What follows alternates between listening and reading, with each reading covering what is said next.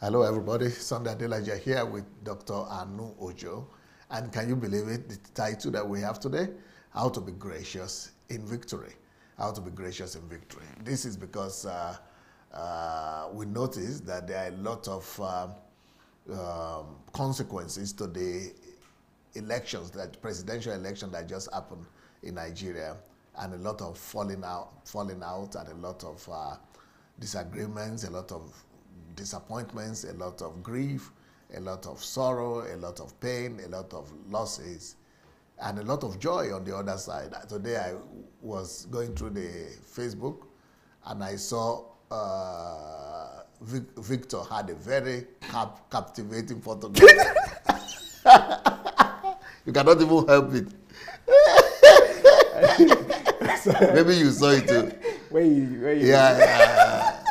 He was flaunting his body and his very nice suit and tie, and he said, I said this or something like that. I told you so. I told you that. I told you so. So, and those kind of flaunting and gloating of the victory, well, I can understand him. I think it's understandable because when he was standing for his opinion and he knew that he was correct, many people were thinking that he's lost it and that he's wrong, and many people were condemning him. And even me, many people were condemning me for taking my position. But I used to think in myself, okay, we'll wait till the result. So I even said it a couple of times that, don't worry, it's just a week away or 2 weeks away. Yeah, a few days to go. We'll see now soon. So, but I had a lot of, so you could understand Victor, with all the insults that he got, with all the accusations and abuses.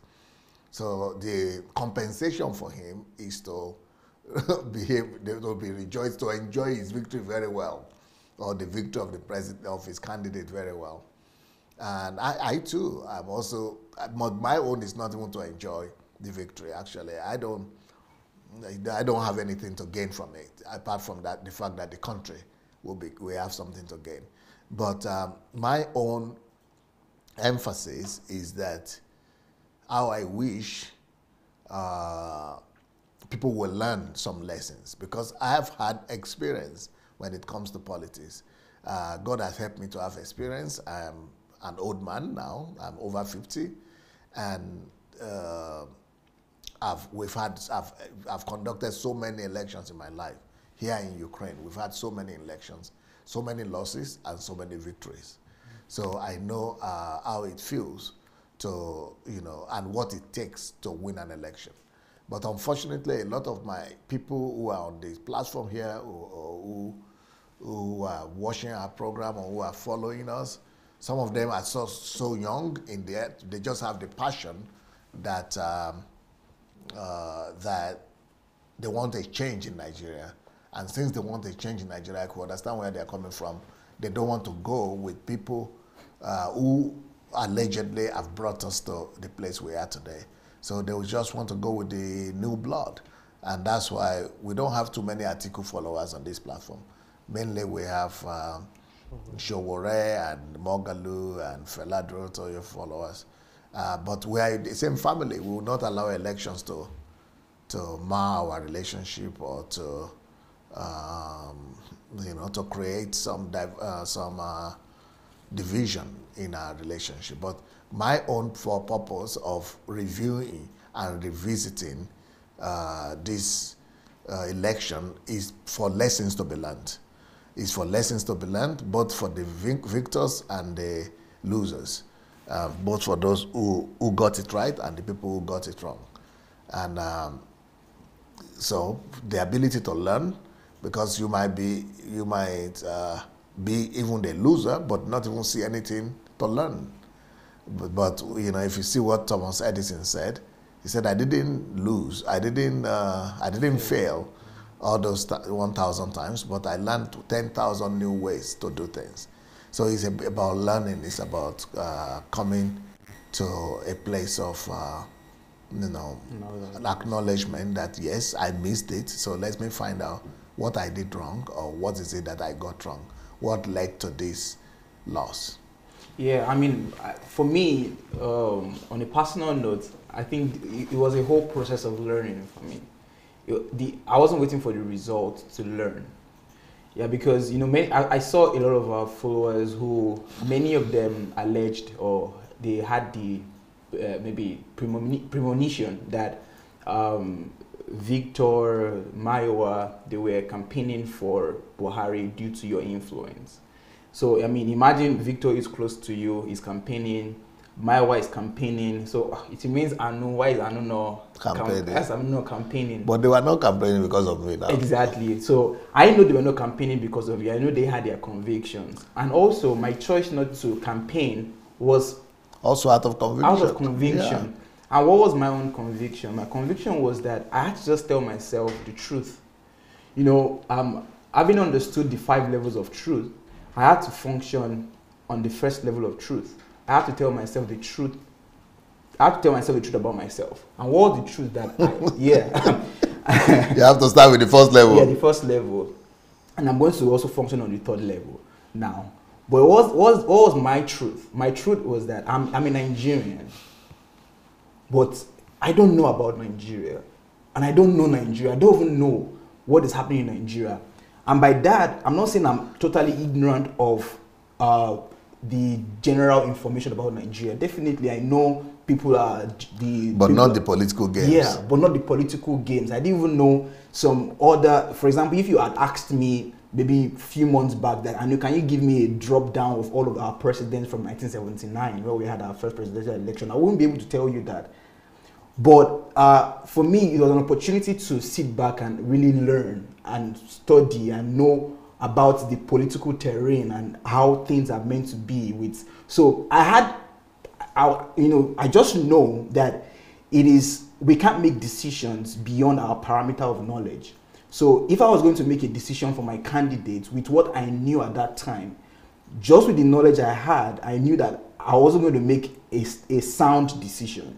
So the whole political saga for me was just to sit down as an observer, and I was just listening. And I got so interested about Nigeria. I was telling you recently that I've read close to almost all your books now about Nigeria now. I got so interested about Nigeria. I started to study a lot about Nigeria. And I wasn't just listening to you alone. I started paying attention to other people, other political analysts from Nigeria. Thank God for Sheon Okibaloye of Channels TV, who invites a lot of political analysts. So I sat down many times. I listened to him, listened to people like G.T. Ogunye, people who were just analyzing Nigeria, the politics, and I'm more informed about Nigeria, about the political terrain. And it was from that place of understanding that I just know that the right person to go for is Buhari. Reason being, which you have already said, you had all your logic and your explanation, and comparing Buhari with the other new blood, and you said it, of which not just you, many other analysts in Nigeria. If people would be sincere, they should go back and listen to some other people in Nigeria who made analysis on this election. Many of them already said it, that these guys cannot win. The ones who were for the young people, what they were propagating was these guys, let them come together. That's the only way they stand to win the political system in Nigeria. But as we saw it, they were not able to come together. So I discovered that it wasn't just only you who had that understanding and had that insight into the political terrain. But for me, it was a whole journey of learning about Nigeria, learning about politics, learning about how things operate and things like that. And I was not just waiting for the result, that whether it's going to be Buhari or Atiku. For me, it was more that I had to sit down and learn and not even campaign. Because if I had campaigned and people would ask me, Dan, why are you campaigning for so? I cannot defend. I don't have the statistics. I don't have the facts. But what about Victor then? But you have friends? Yeah, but you can't beat Victor with facts. With Victor, I saw a comment on his post just yesterday, and what did the person say? The person said he had a good conversation with Victor. I would like to even read it word for word if it won't be a problem. And I understand the guy because I know Victor. Victor he has all this fact. You can't beat him. If it's about logic, he's going to give you all the facts and statistics. But I like to read what this person said. What about if it's about politics? Or politics. Victor is sound in politics. He knows this thing. He might be young, but he's sound. But what did this person say? The person said, great discussion with Victor Bamishai. You gave me facts. And that is what the Nigerians out there need to hear. I commented sounding like most Nigerians who are pained ignorantly. Baba go slow. However, Rome was not built in a day. The facts you stated still put Buhari ahead of any presidential candidate. Let us give him time and let me see how it goes. I will be here 2023 to also talk on the positives more. This is someone who was also on the defensive. And for me, when I read that comment, I liked it. And I'm like, how I wish people would just take their time. Just take their time to sit down. I know we are all grieved, and I like what he said. He said he commented like most Nigerians who are pained. Out of sentiments. Out of sentiments, who are pained ignorantly. But I was so good at least someone would be sincere enough to say, yeah, I know that my decision, my comment was out of pain and perhaps love, but it was ignorant. And Victor, you gave me facts.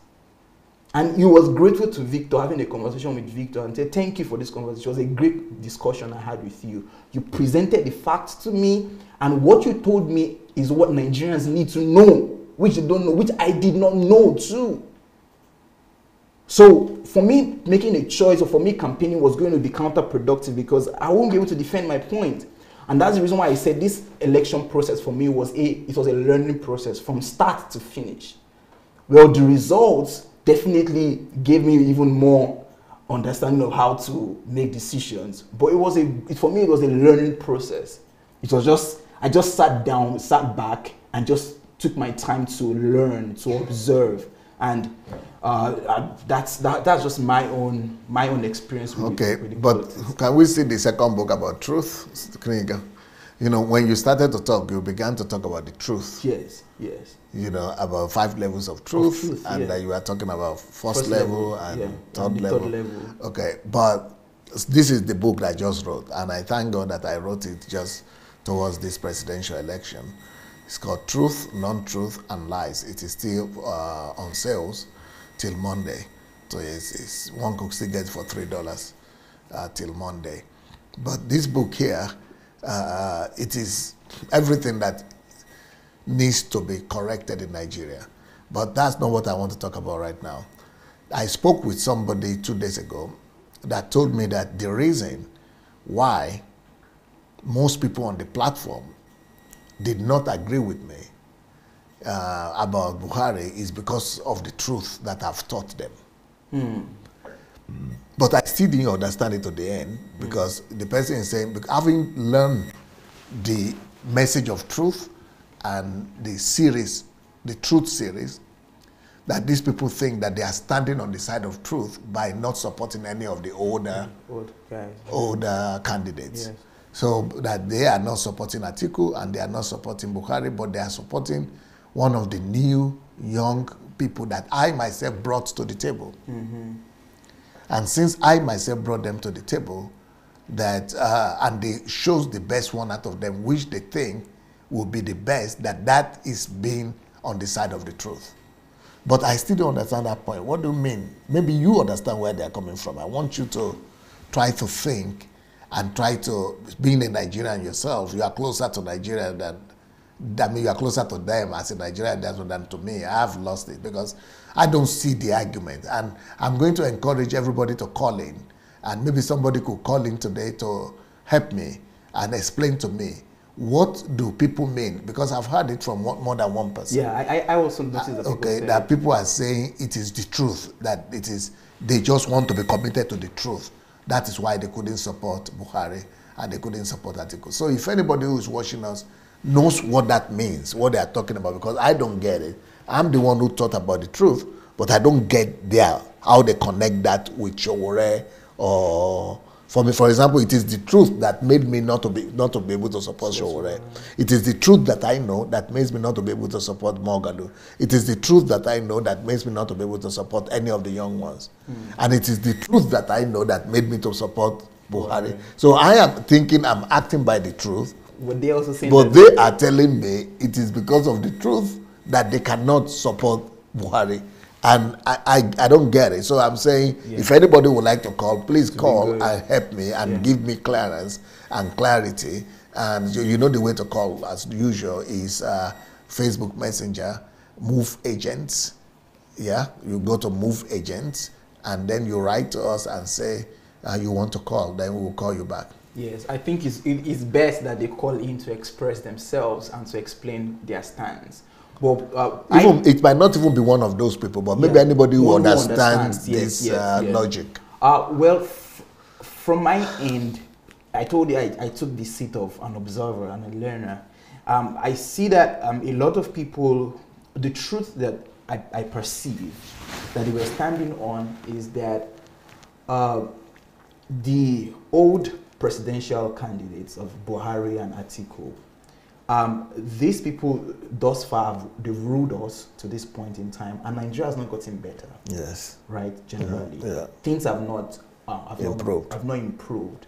Of which you agree to the fact that you campaigned for Buhari 2015, but Buhari's result is not satisfactory. It's not satisfactory. So from that stance, they're like, okay, so if. And you also said at some point that you would... I was not going to campaign for You're not going to campaign for Buhari. But just because the result is not as good as I believe they could have. Yes. And also that you also said at some point that you would prefer... A younger person, a better person. Maybe not even younger. Yeah, a better person. A better person. So, and also, I'm just bringing some arguments that people are using. And also, at some point you were saying... between two evils, you're going to choose the lesser evil. Then many people argue that why choose a lesser evil if you are a kingdom person, you teach kingdom principles.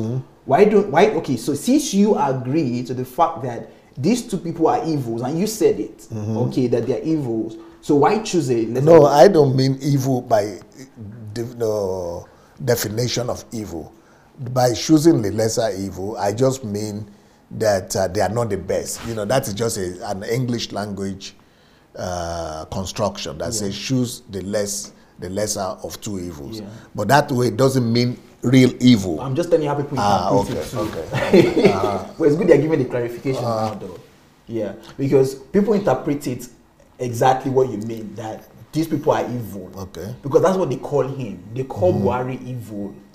They call Atiku evil, that they are wicked, they are heartless. So you saying that these people are evil is that you are saying, you're agreeing with them that yes, these guys are evil by saying so why choose out of these two evils? Why don't you just choose these other people, these young people who you interviewed, you brought them on your platform, and you also sort of promoted them. So why not support them? Why choose between two? You know, you said you didn't know that it's better for them to call, but you are making, now I'm getting their points. You are making very good points, but I want you to mention them one by one. Okay. With the last one you just mentioned, I would like to comment on it, but you started by, you mentioned like 3 or 4 points right now.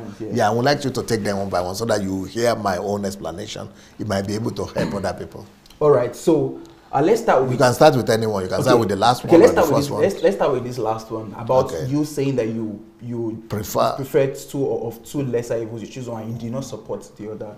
So choosing one of two evils, the lesser of two evils, choosing the lesser of two evils, choosing the lesser of two evils, that is a statement that is just the way people talk. That is an idiomatic expression in English language. Choosing the two of lesser evil. It means that the two people you have, they are not the best in your eyes or in your judgment out of all the people that you would have liked to choose. They are not the best. But out of all the choices that are available, they are the best. And since they are the best of the choices that are available, you have to choose one of those. That is why they say lesser of two evils. But that doesn't mean they are evil. So it doesn't mean that the individuals are evil. It's just talking about choice, the option, that there are no more options. If there had been better options, then we would have chosen that. But because out of, it's like choosing two out of worse options, you could say. Less worse out of the bad options. So the reason I said bad is different from the reason. The reason, for example, I will not choose Atiku is different from the reason I will not choose Buhari. The reason I will not choose Buhari is different from the reason I will not choose Atiku. Personally, I believe that Atiku, yes, I see that if we want to use the word evil, I see evil in Atiku. And I think evil, and I've given a lot of reasons for that, why I don't, 20 reasons, I have a video, 20 reasons why we should not vote Atiku. And I've presented my argument why I think Atiku is evil. But I don't think that Buhari is evil. Now, a lot of people who say Buhari is evil, they use the herdsmen killing as the reason why he's evil. But to say that, to accuse Buhari for the killing of the herdsmen is to be evil yourself. I personally believe that anybody who is saying Buhari is responsible for the Benue killing or herdsmen killing, that the person himself, if the person says that, the person is mischievous, the person is malicious, the person is evil, more evil than the person they are accusing. Why though? Okay. Because there are many of them like that. There are many of our viewers who think like that. Who believe, who have seen posts, who are saying that Buhari is evil, is doing all of those stuff. People are dying and people are rejoicing and those stuff. So it'd be good if you explain to them why you made that, where you... For example, before Buhari came and before...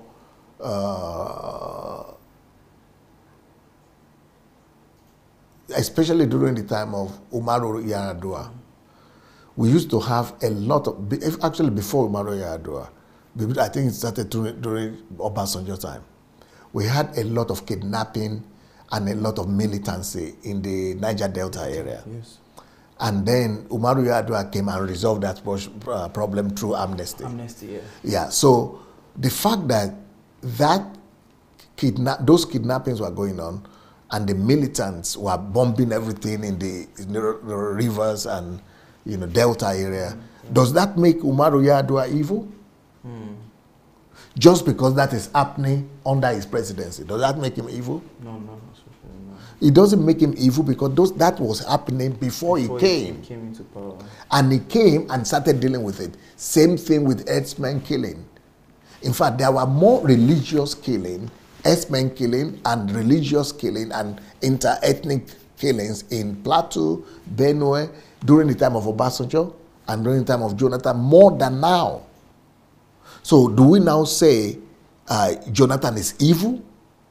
Or because it was happening during his watch? Of course, it doesn't have anything to do. I know that there are some people who try to use it against Jonathan that, it was, but it doesn't make sense. He's a president. There is no president that would like his own house to burn over his head.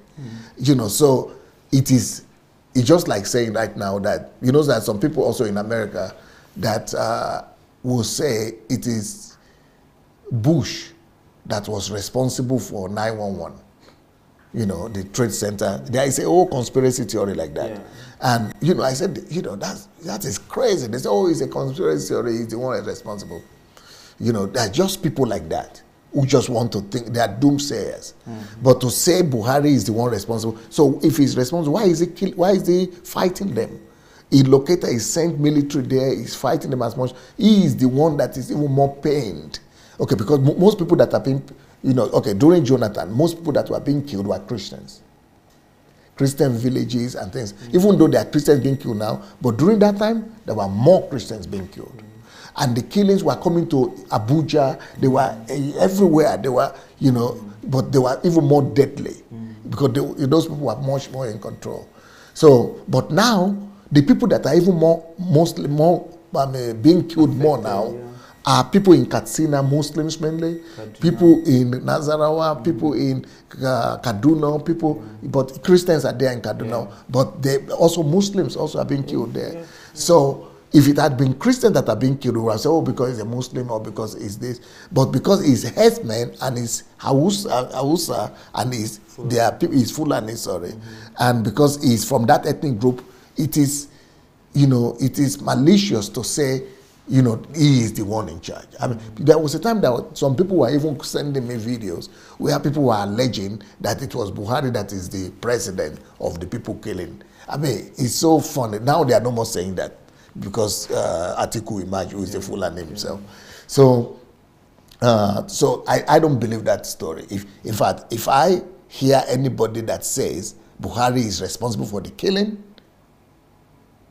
of, in Benue or in herdsmen, I think that person needs to be taken to the hospital for examination.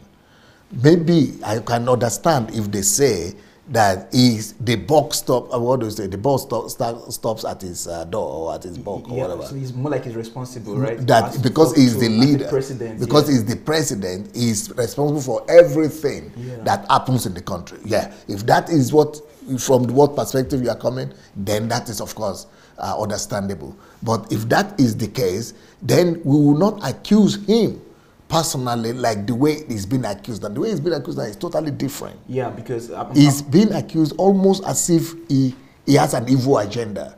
Yeah. Just like people used to say that he wants to Islamize Nigeria. Yeah. It's not just that because he's the president that the buck stops at his door. But no, they are accusing him as if he has that program, or as if he's encouraging that program, as if he's the initiator. That is the mischievousness of it. Okay, and it's good that you made that very clear, with the understanding that people are coming from, that him being the initiator and him being the person who is for it. I think, and people think he's promoting it. Yeah, he's promoting it. But then I think you also mentioned the second categories of people, which are people who have seen and have read in many comments and many news comments that people believe that he's not proactive. He doesn't show enough sympathy. Like, for example, if those kind of killings happen in other Western countries or similar climes, the president is very proactive. He comes out, he gives maybe an address, or he travels there. But people say that Buhari is not so proactive with that. He doesn't show so much sympathy to the loss of lives. And I think this is the other category of people who have issues with President Buhari in that area. Well, I think President Buhari is such, if you know him and if you read his body language, you see that he only talks when it's absolutely necessary. He's not the talking kind of president. He's more, I think he's an introvert. And he's not the one that just runs everywhere. He likes to trust. Osinbajo is like that type. But he is more like somebody who delegates authority and trusts the people in charge to handle things. True. Okay, for example, now they are killing people in his own state. Not right now, but before the election or something, and even maybe till very few days ago. There are a lot of people killed in his own town, in his own state. And he didn't go there, he didn't make a statement to. But if it had happened, God forbid, in Imo State or Anambra State, they would have said he's the one who sent people there. And he didn't even say anything. But these things are happening to his people in the north. Thank God that they are not happening in the west or in the east or in the south. They would have said, they would have said even more horrible things about him. But these things are happening, not just evil. They say, okay, Benue has Christians, or Benue, it has, but it's happening mostly in other places that are Muslim, majority Muslims. But he just a kind of leader that will rather trust the military, that he has given the authority to fight it, to do their job. But of course, I discovered that after people started complaining like that he doesn't make comments, so he started making comments each time people die, especially during the election. He started, he started making comments. But you see, he is not the type that I don't believe in that too, just to make comments. Like Jonathan, he was the one that was always making comments and was always traveling there, but the job is not being done. The people he was even trusting to do the job were consuming the money. But this one, he would rather talk less, but just face the job to get the job done. That is the way he's tackling it. So there are different, style of leadership. Yeah, because I think what you're saying really makes a lot of sense, and I think maybe something that I thank God you're having a teaching on leadership now. Maybe that could help a lot, because I've seen that. For example, a lot of people attacked Buhari during the debate that he had. Not a debate, the campaign. Not campaign. He had with this other woman where on the interview that he had, and they were asking him questions about trader money and some other things, and it was more like he was not in the loop, like he didn't know so much about it. And Osinbajo was saying, "President, don't worry, I will address that." But an average Nigerian sees that as, this guy is incapable. He's clueless. He's clueless about what is happening in Nigeria. And he does not even know about all of this trader money and all these things that are happening. But what you said, maybe it is because of what we know about leadership, that leadership should be, the leader must know everything and must be in charge of everything. But you explaining another kind of leadership where a leader is comfortable in staying back and delegating responsibilities and entrusting it to other people and knowing that they will do it well. And I've seen that also in operation. I've seen Osinbajo many times. He's the one who goes to those places. Many times he's the one who comes out and gives a feedback to the nation. But Nigerians are more of, we want to hear our president. We want him to talk. We want him to be the one at the forefront. We want to hear his voice. If people die in these states, we want to hear the president. So there might even be other people who might speak who are in the presidential cabinet, but Nigerians don't want to pay attention to those people. And I think what you're saying, if for people who really want to learn and really want to understand, perhaps this can give them another perspective to the leadership. Okay, for example, they want to hear their president. Yeah. When Jonathan was there, he was speaking. He was always speaking, saying something. But that is when they were abusing him even more. Nigerians are sentimental and they are very they are very emotional. Yeah. So the more Jonathan talks, the more they find fault in him. And the wife was talking a lot too. True. Yeah. And the more the wife would talk, the more they would laugh at her. She became a laughing stock. You see? Yeah. So will you ever satisfy Nigerians or people, even masses? You never satisfy masses.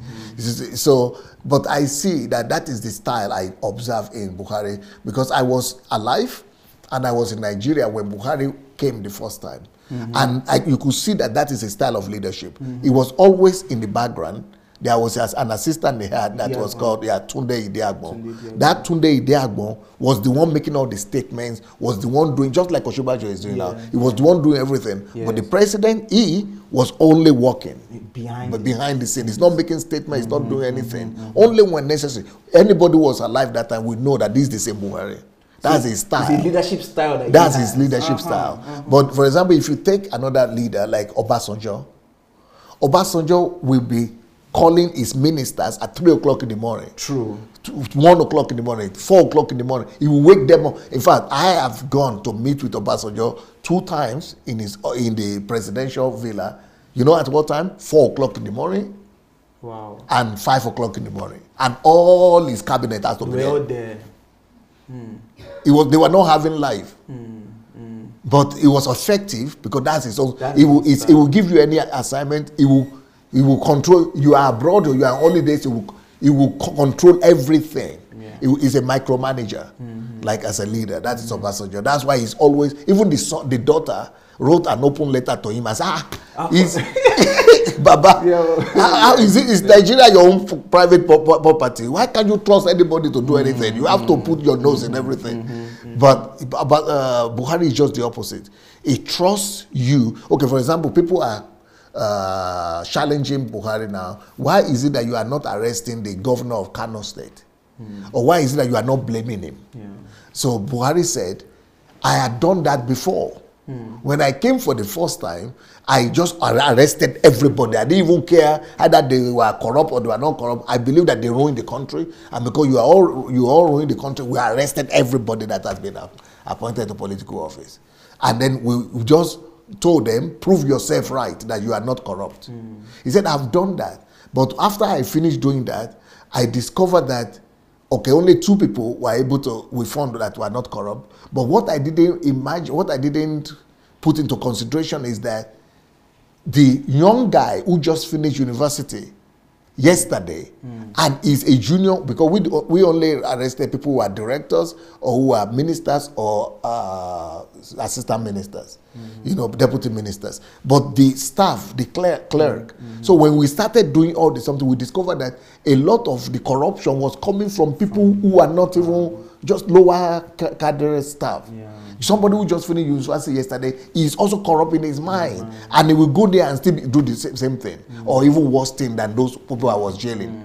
So I discovered that, it's not just always right to just condemn everybody like that. And then he said, I know myself that I never took anything, but when they overthrew me, they went and put me also in house arrest. Because what I used to judge other people is what other people used to judge me.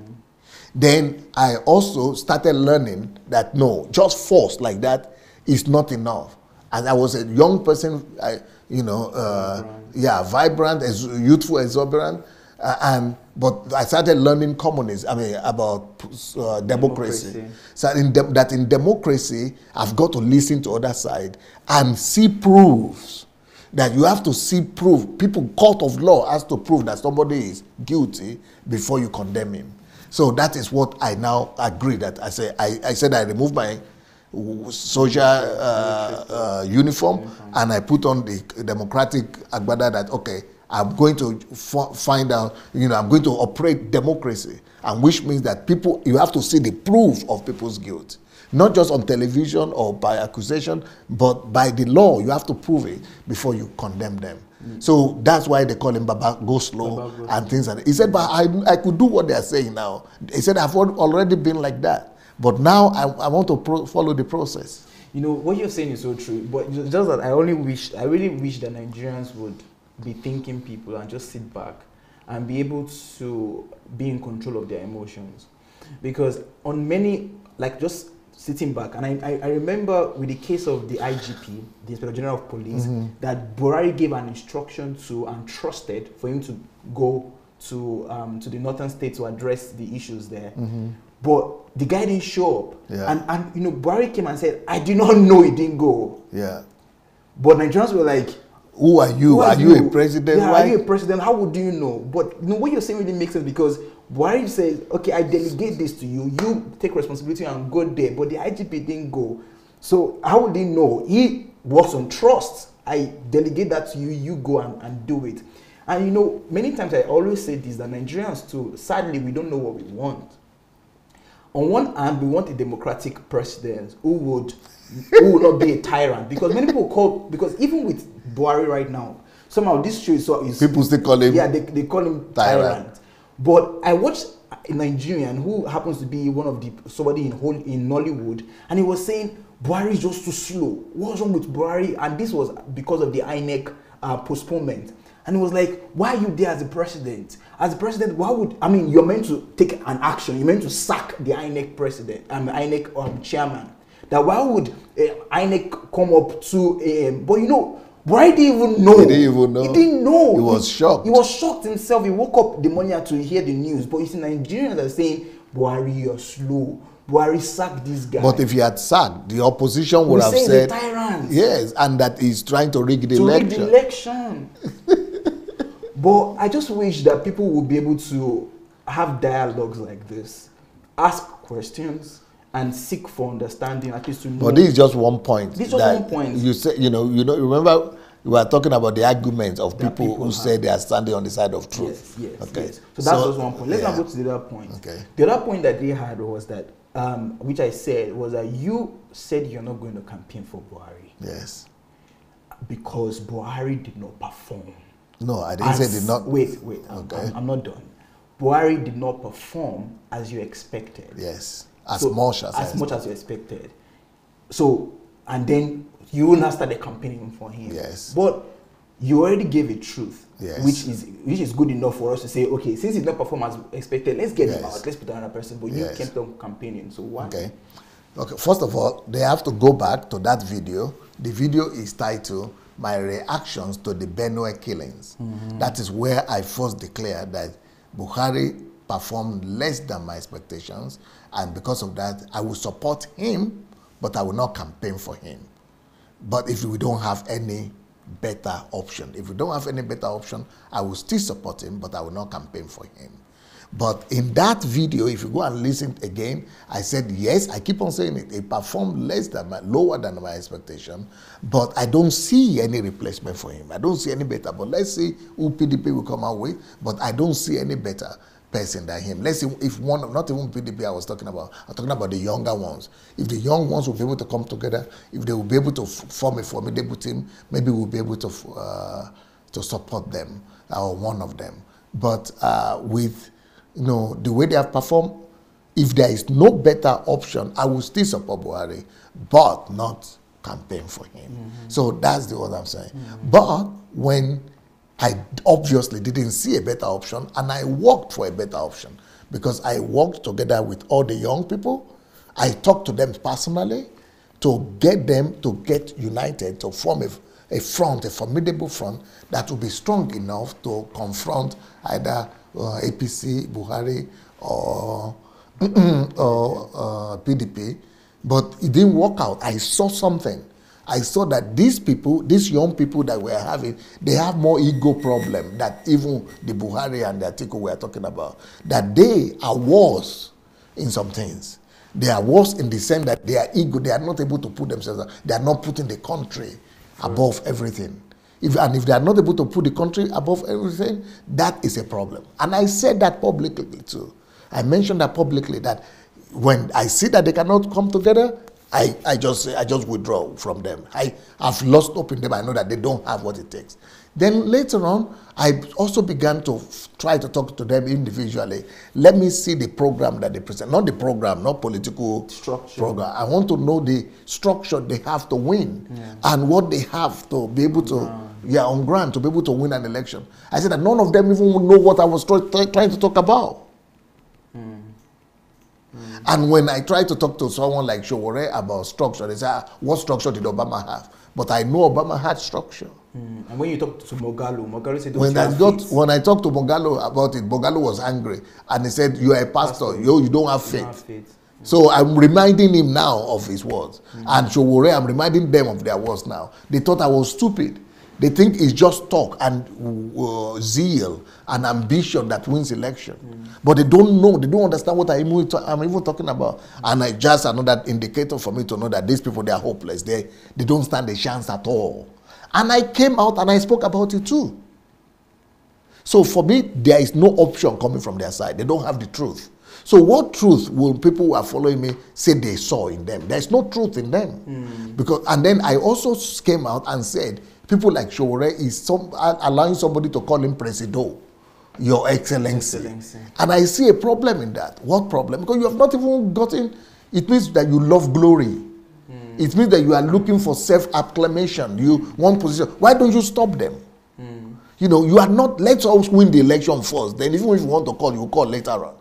But he's enjoying it. He's riding in the car and raising his hand like this.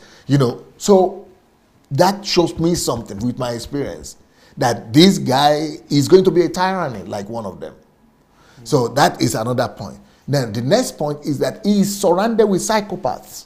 Because how do I know that he's surrounded with psychopaths? He's believing people who tell him that he will become president. Why should you believe that? I know that he himself doesn't believe it, but because people are around him who say that, they're giving him that, feeding him with what he wants to hear. And he's buying to it. He's became delusional that he's going to win. The same thing with Mogalo. With Fela too.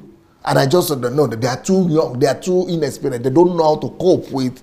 Look at Buhari. Buhari is much better than them. He's so humble, he's so simple, he's not even looking for that glory, although he deserves it. So when it comes to two evils, for me, they are more evil than Buhari. Buhari is more, even New York Times says that is our election was a test between integrity and thievery. That it is integrity. Everybody knows Buhari is integrity. That's what so, and with these people's integrity, with these are character issues. with psychopaths surrounding you, feeding you with what you want to hear, calling yourself president already when you are not, you are stealing glory that has not been given to you. That is already a character issue. You know, Pastor. So those things point to truth for me. Those are truth. When I say anything like that, those are truth. And those truths will never allow me to compromise and go for them. Because I don't see those faults in Buhari. Buhari doesn't have those gloats. They are not gloating. Buhari is not gloating over the power he has. No. He's even allowing his assistants to act. He's even stepping back. That is the mark of great leadership. It's not a one-man show. It's not about him or his name. Those are great qualities of a leader. Those are rare qualities of a leader, of a great leader. A leader must make himself useless. A leader must make himself not needed. That's why when we do program, even most of the time, I even speak less than you, or you speak more than me, or not any other person. So I make myself useless. I remove myself. That is what the sign of a true leader is. But when you, as a leader, want to be the one that you only one man show, you don't have future. It's a messianic leader that you want to be. A messianic leader only leads to frustration and disappointment. That's so true. You know, when I talk about truths, I think people really need to, especially those who are opportuned to be on DSS platform. It's understandable if vast majority of Nigerians and people all over the world don't have an idea of what truth is. But anyone who happens to be privileged to be on DSS platform, where you have thought about, you are exposed to the knowledge and to the concept of truth. And that was the reason why I started today with the 5 levels of truth. I'd not heard it before. I never even knew who Donald Walsh was. But I listened to you and I was able to understand this. And if anyone who is there, who is listening to us, really wants to function in that level, in those levels of truth, you would agree with all of the things that Olosande just said about those young candidates. That those guys, they all claimed for a better Nigeria. They all claimed for a new Nigeria. But either they knew it or not, it was so clear to the whole world that they were more about their self-glory and their ego than for Nigeria. And just that singular attitude that is with all of them is enough reason not to even trust them with leadership position.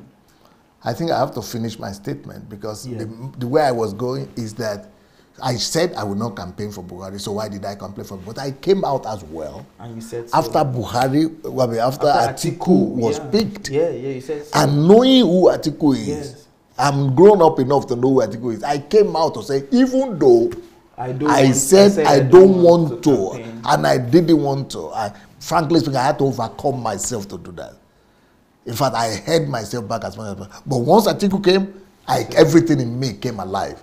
I said, this one, because I began to see voices from home, from everywhere, that it's better, let him just come. Even though he's a thief. A thief is better than... So I see that our people prefer theft to integrity. And I needed to stand on the side of integrity. So when people are talking about truth... So what truth are they standing on? What truth are they standing on? The truth is that, first of all, for you to say you pick one of the younger ones, you are not living by the truth because they are not going to win. If you know they are not going to win, that is not truth. You know the truth. You have to speak to yourself truth. The first level of truth is that I know they are not going to win. And once I know that they are not going to win, why will I now go and say I will rather lose my voice? It's living in denial. I think that's you are acting against the truth that you know. But I cannot act against the truth that I know. I know that they are not going to win. Finish. Forget about them. It's off. And now, because I'm concerned about who will win, I'm concerned about the destiny of the country. But they are saying, no, even though they are not going to win, but we will still support them anyway. Then I say, okay, who will win? If it's one of them that will win, either Atiku or Buhari, who will win? They say, we don't care. So your own motive, what you are doing, is not about the destiny of the country. Because if you care about the destiny of the country, you are going to care about who will win. That is truth. The truth is that the bottom line is the country. The bottom line is not my own preference. Or my preference could have been another person. But my own preference had to submit and bow to the truth. To the truth. Since I know that none of these people are going to win, it's another thing if I had believed they were going to win. But I know for sure they're not going to win. So it will be a betrayal of my own truth to be no and then go on against what I know. So I know they're not going to win, and you know they're not going to win. So why are you betraying your truth? I cannot act like that. I know that it is either one of these two that will win. So then I have to now walk for the one I believe in to be one of the less evil, like I said, to be the one to win. So that is why my own campaign comes from. I would rather fight for Buhari to win than to be indifferent and to be quiet. Then when Atiku wins, I will regret it and blame myself. And I will not even be able to stand before God and say that, I did my best. And I will not be able to even stand before my conscience. That is truth for me. I know that it is only a battle between these two. And since it's a battle between these two, then what did I do to make sure that it is the person of truth? And because if you are going to take either Atiku or Buhari, where is truth? For me, truth is only with Buhari. Truth is not with Atiku, even with from his own admissions. So I saw where the truth is. The truth is Buhari. Integrity is Buhari. So I would rather stand with Buhari. Dr. Sunday, if people are really going to be truthful, I mean, if they are really going to be truthful, on many fronts, you've made it so clear. I mean, anyone who still has an issue with this is just that the person doesn't want to be truthful to himself. Because, I think you're the first person ever that I know that gave a platform for the young presidential candidates to come to the world and to talk and to tell people about themselves. And we had diverse kind of presidents. I mean, people who came and they made us laugh. People who came and they obviously had no clue. And then we also had Showoretu with us. We had Mogalu with us. And what you did was that you came to ask them questions. And you also promoted them. I remember you asking, what is your campaign address? What is your website? Guys, go and support them. You did all of this. But being a person who I'm very analytical, you ask them some key questions. And I even came out to say all these people, I gave Showore 60%. I think. You give them. I gave Mogalu 70% or 65%. I said they are not having pass mark by me. That if I were to answer those questions, I will answer them differently. I don't know if you remember that I said something like that. You said so. So for me, they don't have pass mark. You said even though among themselves, I said this is the best, this is the second best, but they are not good enough. Yes. And I mean, it's just the truth. And you give them the platform, you ask them the questions, but it was so clear that these people, they were clueless about what it takes to be a president.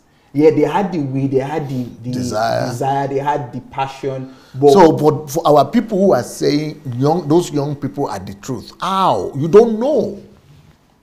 I know they are not the truth just because of the body languages that I mentioned already. By making themselves, by calling themselves president already before, that is already means that there is no integrity. That is a problem. That by surrounding themselves with people who are, sharing them all, and you are not silencing them, it's going to be worse by the time you become president. Because you are going to have those ones everywhere.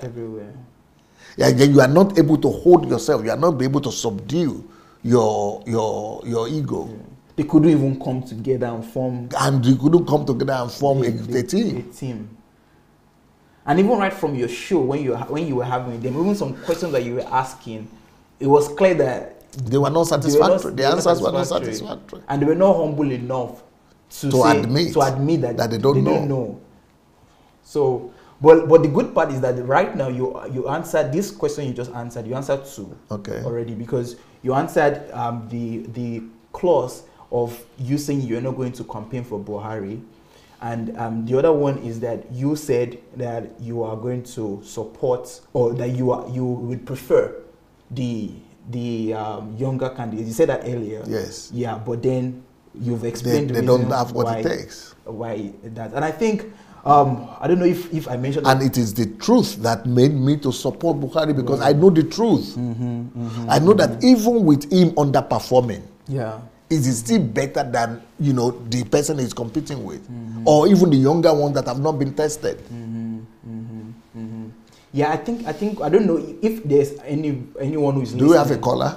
Yeah, if we have a caller, yeah. Okay. So just to announce to people that this was from my own analysis, what I came up with, why people have said so. Maybe there are more. So if you like to explain and to give more answers to that, I think it would be good for you to do it. But I want us to just go to another direction. Okay. The direction is on the subject of today, how to be gracious in victory, because you know we've not touched it. Yeah. But what I would like to know, I like when you said this to me the first time, I liked it because I think it really makes sense, how to be gracious in victory. But I would like to why would you want us to know about this? Why should we be gracious in victory? What does it mean? And what? Because I got a call from a very respected brother on the platform that told me that a lot of our people are in pain. A lot of people who are in DSA family, who are on the platform, you know, who are my disciples too. Just like, you know, Victor is rejoicing. I heard that Mayowa was rejoicing. I didn't see that. But just like they are rejoicing, but I also heard, I didn't even know that our people are in pain. I just thought that people would just, you know, take some lessons and learn that, oh, okay, maybe I missed it. Let me see what I could learn. Yeah. But when I heard that people are in pain, that people are, you know, that it's even more painful when people, it's like our own platform brothers and sisters are gloating over the victory. So I discovered that a lot of times in the Bible, when children of Israel get the victory, even though they rejoice, they celebrate, but God always cautions them about rejoicing over the misfortune of other people. God always cautions us, even in Proverbs, about against rejoicing over the misfortune. When he said, when your enemy falls, don't laugh. Don't rejoice over the fall of the enemy. You know, a lot of things that are in the scripture. So this could be, laws could be compared to, you know, the fall of our, maybe not enemy, but opponent. And since these people invested their time, their energy, they had faith in these things. Their money too. And their mourning too. So, even though some of them will try to do bold face and, you know, go to the internet and begin to justify themselves, it's out of pain as well most of the time. So I just feel that, no, we shouldn't allow election to destroy brotherhood. We shouldn't allow elections to bring disunity to the common faith that we have. That, you know, we have the same country. Even President Buhari says so.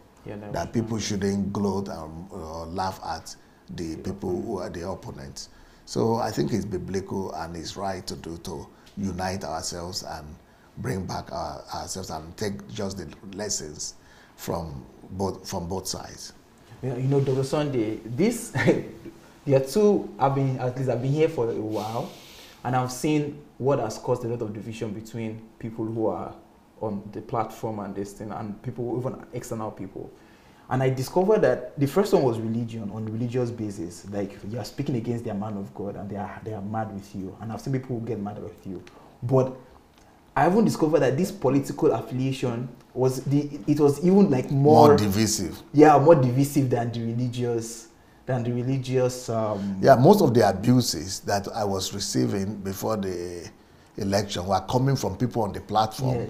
Yes. But who are not the ones supporting Atiku, but the ones supporting the young ones, Showore and the other people. Yes. Because for me, it was like I told you, this whole experience for me was a learning experience, and I discovered that, okay, I used to think that it was going to be religious affiliation that will make people get so mad at you and even say that, okay, no, some people even use words like Mumu followers, loyalty without sense, and we're just using to describe people who were supporting Buhari because you're supporting, and say, people who are just following you, they're not using their mind. So a lot of divisive and a lot of things that came up just because of this political, and for me it was like, I think so you could understand where Victor and Mayowa are coming from. We are coming from. But even Mayowa didn't like politics. She was not even interested. Yes. She didn't even want to do it. Yes. But as the thing was going on, she decided to find out and to reason, because she's a very critical person. Yeah. She uses a lot of critical thinking, analytical thinking. Yeah. So it is just through her own analysis. Yeah. And what did I tell her when she wanted to do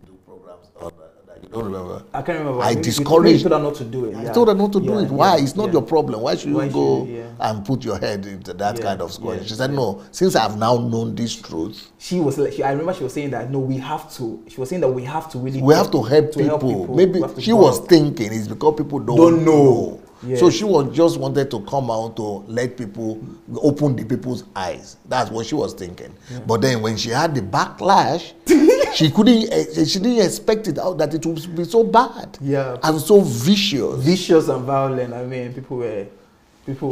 So for me, it was like an eye-opening moment for me that, wow, really, this politics really got people really mad.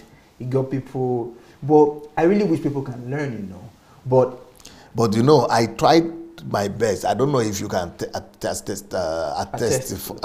this, that I tried not to control anybody with my opinion. Oh, yes.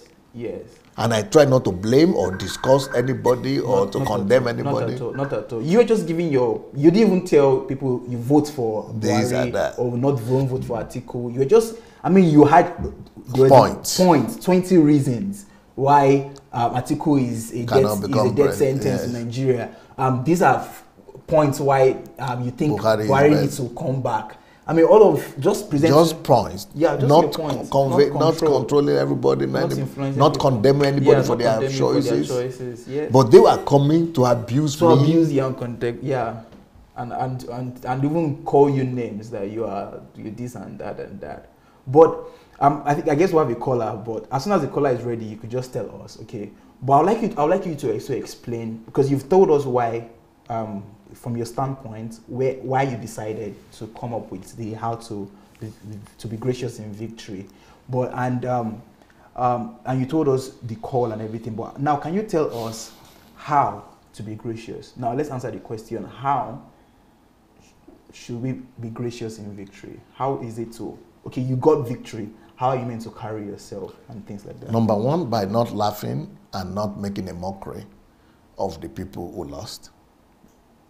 Okay. Number two, by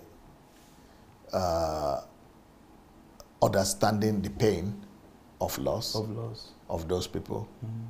Number three, by putting out over there just facts that will be able to help explain your point of view to the other side, rather than facts that will help ridicule them.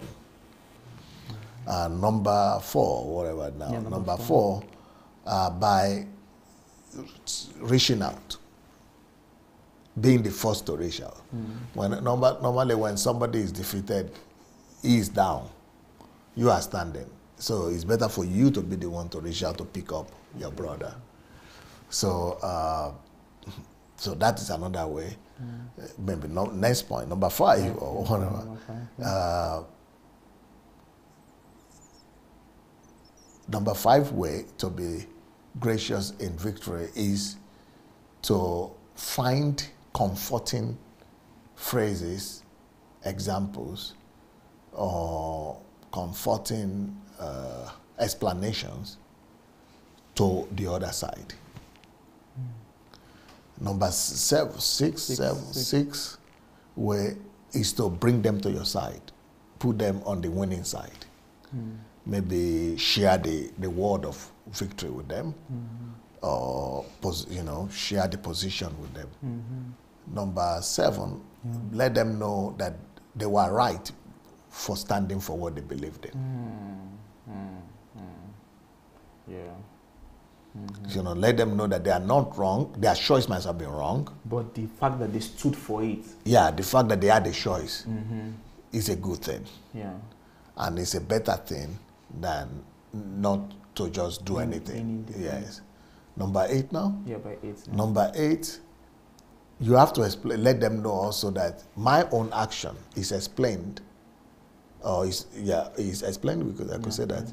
It's explained by the fact, by the truth that I know.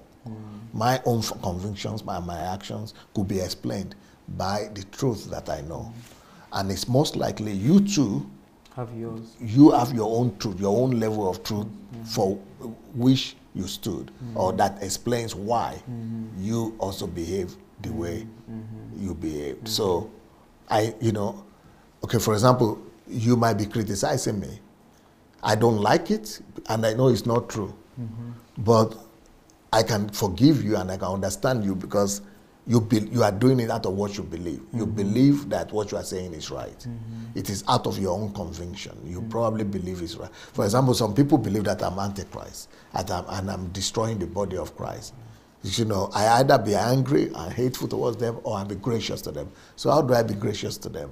I tell myself, well, I think they are acting out of what they know, the level of knowledge they know. We all are on different level of knowledge and truth. So the level of truth they are faithful to that level of truth or to that level of knowledge. So it is, coming from what they know, they have acted on that basis. And so I don't condemn them for that. Then secondly, these people also want the best for the country.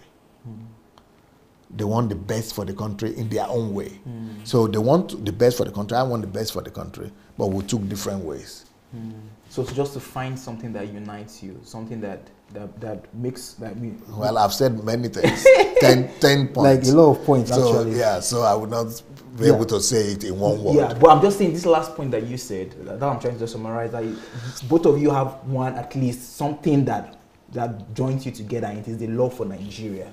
And so at least that is enough reason for it. But a lot of points that you made here, I think it's good for people to go back and listen to it again about how to be gracious in victory. But I agree with the fact that it's actually very painful to experience loss.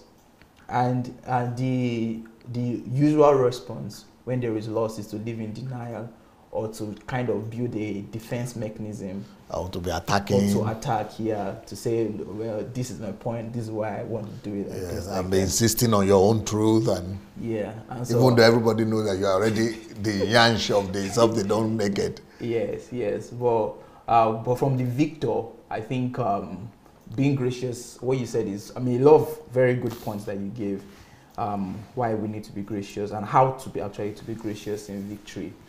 But I think maybe I would go to another, why we expect callers. It is that what kind of attitude should someone have when you experience loss? Because what you just said now is for the victors. What about people who were wrong, all right, and they didn't get the victory? Yeah. So let's also give those people that what to know. So how do you handle loss? What should be the right attitude to the loss? Okay, if somebody suffers a loss, the first step, the first conclusion, the first lesson is for you to sit down and make sure that you give yourself a credit and a pat in the back. For what? For giving it your best. That you just ask yourself, did I give my best? Did I fight a good fight? Even if I lost, did I give it my best? Sometimes what is needed is for you to know that you have given it your best. Number 2, you have to ask yourself, did I act according to my convictions? Give yourself a pat in the back as well. Number 2, pat in the back. Next point you need to do after all that is to face reality. Did we lose? We lost. So that is another category. After patting yourself in the back with those 2 points, then the next thing you need to do is to admit the reality. to come out of denial and say that, okay, I know we have lost and we lost. Since we lost, so now, what are the lessons that led to this loss? So then you need to begin by going to the truth series now. If I were these people, I would go either to read the book on the truth or go to the truth series and begin to say, okay, I have to tell myself the truth about myself. And the second level, the third level, and everything. So, and then go and listen to the truth series. So what are the other things you need to do? You need to find out what were your weak links. Because you are only as strong as your weakest link. So what were your weakest links that led to your wrong judgment or to your failed belief, or to the failure of your attempt or of your belief? Next point, you need to admit that you missed it. You need to stop and admit that, yes. You don't just say, oh, I know he was going to lose. Oh, I know he was not going to win. Oh, I know it's not the matter. I will still continue. Those are, you will never get to learn a lesson or to be a better person. You will only be living, you will only be suppressing pain. And you become temperamental and emotional, and you will just become erratic person. So, so you have to admit that, yes, I made a mistake somewhere. I got it wrong somewhere. That is a place where healing starts. Healing begins. Then after that, you need to now say, okay, what are those things? Maybe I didn't listen to other people's suggestions. Maybe I had a prejudice. Maybe I had ulterior motives, or maybe I was too emotional. Maybe I was, anything. Everybody has to look into himself. Now, after you have done that, then the next point you have to do is to look at those people who got it right. If they got it right, it means they know something that I don't know. You've got to admit that. Yeah. They know something that I don't know. You don't just say, oh, they just guessed, it just by mistake. Then you will never make a progress in life. You will just remain in the same place. They know something I don't know. Then go and study them, or go and ask them questions. And learn and make your conclusions. That's so true, and I like that last point that you gave, because I mean that's one place where the personal ego will fight. That you say, for you to say I am wrong and the other person is right. You mentioned 3 admittance. First is for the person to admit reality, that this is reality. Then the second admittance that the person wants to make is that I agree that I was wrong. Okay, but you see this third one that you said is the one that is quite difficult. That the opponent knows something like that. The opponent knows something that I don't know. Yeah. Nobody wants to admit that. Yeah. People want to believe that what they know is they know it, and the other person is not as knowledgeable as they are, or the person is wrong or has some faulty basis. You understand? But I think all you've said are spot on. And I think we might have a caller. Yeah, please, let's have a caller. I would like to actually hear people's opinion on today's discussion. Okay. Perhaps this might be healing for some people. All right, hello, caller. I'm not sure if the caller is on yet. A television включен. Звук. Hello. Oh yeah, yes. Hello. Good evening. Good evening, dear sir. Good evening, sir. Who is calling from where? Yes, this is Martins from Lagos. All right, yeah, that's a brilliant chap that called the other time. Yeah. Yes, sir. How are you, sir? Doing very fine. I don't know how you relate to this topic that we raised today. Well, dear sir, the truth is what you have been standing for, and I really don't expect you to think a lot of people will go with the truth. Wow. You see, you need to understand certain things. You made a decision to stand for the truth. Yes. And the part of the truth has never been a crowded part. That's true. If I'm lying, you can go and ask Christ. Yes, he is the best person to tell you what it means to stand for the truth. Now, there are times that people think they know what is right, but there is this philosophy that says, what if my truth says your truth is a lie? Yeah. You know, so you need to understand that, and in telling people what is right, people have so much, especially in the Nigerian society, they've consumed what they assume to be the truth. This is what they live. Assumption. They take assumption to be truth. Exactly. And the worst thing is they don't like being corrected. You know, so the only advantage you have is time. Right. You know, time now starts telling them Reality. that what this person says is quite very, very, very sincere and open. So, in other words, it is only the wise that sees beyond their nose and accepts it on time. The foolish ones allow time to teach them. As one of my friends to say, he will say, Martins, leave him. Time go teach and listen. That's so true. Yes, it's the truth. And unfortunately, that is what Nigerians, especially Nigerians, have boxed themselves up to. Now, sir, coming with the election thing, right from the one, I have never, the truth is, most times, I tend not to buy a lot into what you say, especially when at first I saw your interview with Shore and I felt, okay, he is supporting Shore. And when I listened to Shore, I started supporting Shore. But then the hard reality struck in, which is we have two basic people we must choose from. Yeah. You have stood for the truth. And as much as I hate to admit the fact that it is the basic two people we must stand for one, it is the truth. Regardless of what any other person thinks, it is the truth. The moment you start bending the truth to favor one person, sir, you are now going with the crowd and you start saying a lot of lies. That's true. Which we don't know DSA for. Yeah. So this is a trademark that even those that on the opposite knows you for. So why bend to somebody? Yeah. Why give in to what you think or what people think? No.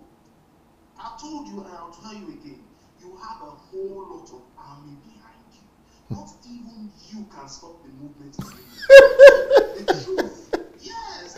Yes. I was even talking to, I was driving down to the mainland today and I was talking to a friend. I said, have you heard of DSA? He said, no. I said, okay.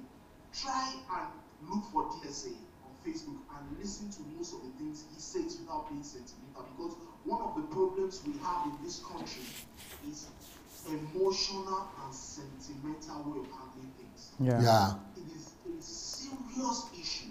It is the sentimental issue that makes a Christian sees his geo doing wrong but feels, hey, since I'm used to my geo, I can't really correct it. No, when the Bible tells us that we are judges, we should judge. Yeah. Yeah. Yeah. DSA, the truth is what you have been standing for, irrespective of how anyone feels. Most times the truth slaps, but at the end of the day, it corrects one. Yeah. Thank you very much, and we appreciate you. And please keep on standing regardless of what anyone feels. Brilliant. Brilliant. Wow. He's a sincere person. Very good. He's a lover of truth, even though he's a Showore fan. Yes. And he actually supported Showore because of me, because I was, talking, brought into your platform. Yeah, but he's humble enough to... Yeah, you have to be really humble to eat the humble pie. to eat the humble pie and to receive the truth. Yeah, because the truth most times doesn't come in a very palatable way. People don't really. But I didn't know. I'm not sure that Martins who called now knows about the Truth series or he has listened to the Truth series. Not very sure about that. Yeah, but anyway, just in case anybody who has not listened, I would like to encourage you to go again, because that Truth series, one time is not enough. No, I'm going to. Even 2-3 times is not enough. No. You've got to make it flesh by listening over and over again. You know, just And I've not even written about the 5 levels yet. no. This book is not about 5 levels of truth. This one is more about non-truth. Truth, non-truth lies, but it's more about non-truth.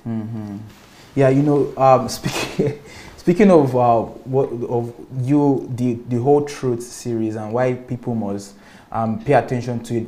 Yesterday on Pastoring Without Tears, Yes. we made some very strong points that truth is the basis of life. Yeah. That's without truth there's no life. It's the foundation of everything. So, and that's just to talk about how important that series is. That if truth is the foundation of everything, then we must really take it very serious. Yeah. We must really take it very, very serious.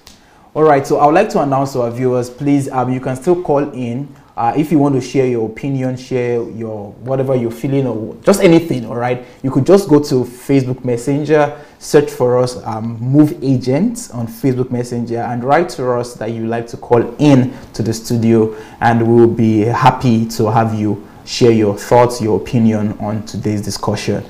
And the second book for today that we are presenting, apart from the truth, non-truth and lies, which is my new latest release, is this book, How to Make Nigeria the Greatest Country in the World. That book will make you grow, what they call it, wings. You will grow wings after reading this book, How to Make Nigeria the Greatest Country in the World. Yep. All right. And I think we have a caller already. We have a caller already. Hello? Hello, good evening, sir. Good evening, sir. Who is calling from where? This is on the line, sir, from Valencia. All right, Udo. I'm fine, sir. Yes. Thank you, sir, for the great work you are doing. Like I always say, posterity will always be kind to you. Amen. You are doing a great job, sir. You're blessed to humanity. Thank you, sir. Yeah, our people are so emotive about this relation. The truth will always stand. Yes. I made a post on my Facebook board this afternoon, a post by Elton, and I'd like to quote that. Okay. You only speak louder. We don't hear you. You're not loud enough. Okay, can you hear me now? Yes. Yeah, Elton said, Nigeria and Nigerians will be known all over the world for corruption. Your name, Nigeria, will stink for corruption, but after a while, a new face will come, the face of righteousness. People from nations will hold you to a Nigerian and say, want to follow you to your nation to go and learn righteousness. Yeah, very good. And I know that period is just now. Amen. That period. Can you imagine if Atiku would have come in? That period would have been postponed for another 20 years. It was not going to be possible. I knew even from the one that was not going to smell that place. I knew. Yeah. Yes, the man in China has been able to demystify the political class that has been holding the country down for years. All the generals were against him. Oh. Yes. Talk about Ali Yuguzu. This was National Security Advisor under Obasanjo. He came on his own. Talk about D.Y. Danjuma. These are people that have been sharing our oil wealth among them and their friends. Even Obasanjo himself. You talk about Obasanjo, all these groups that have been Babangida was also. all of them, they were the people that just surround this guy just to make him so that they continue with their Thief arrangement. Yes, but God. Hello? Hey. We lost him, eh? I think he's still there. Hello? Wow. Is he still there? Hello? Okay. Okay, we hear you now. Okay.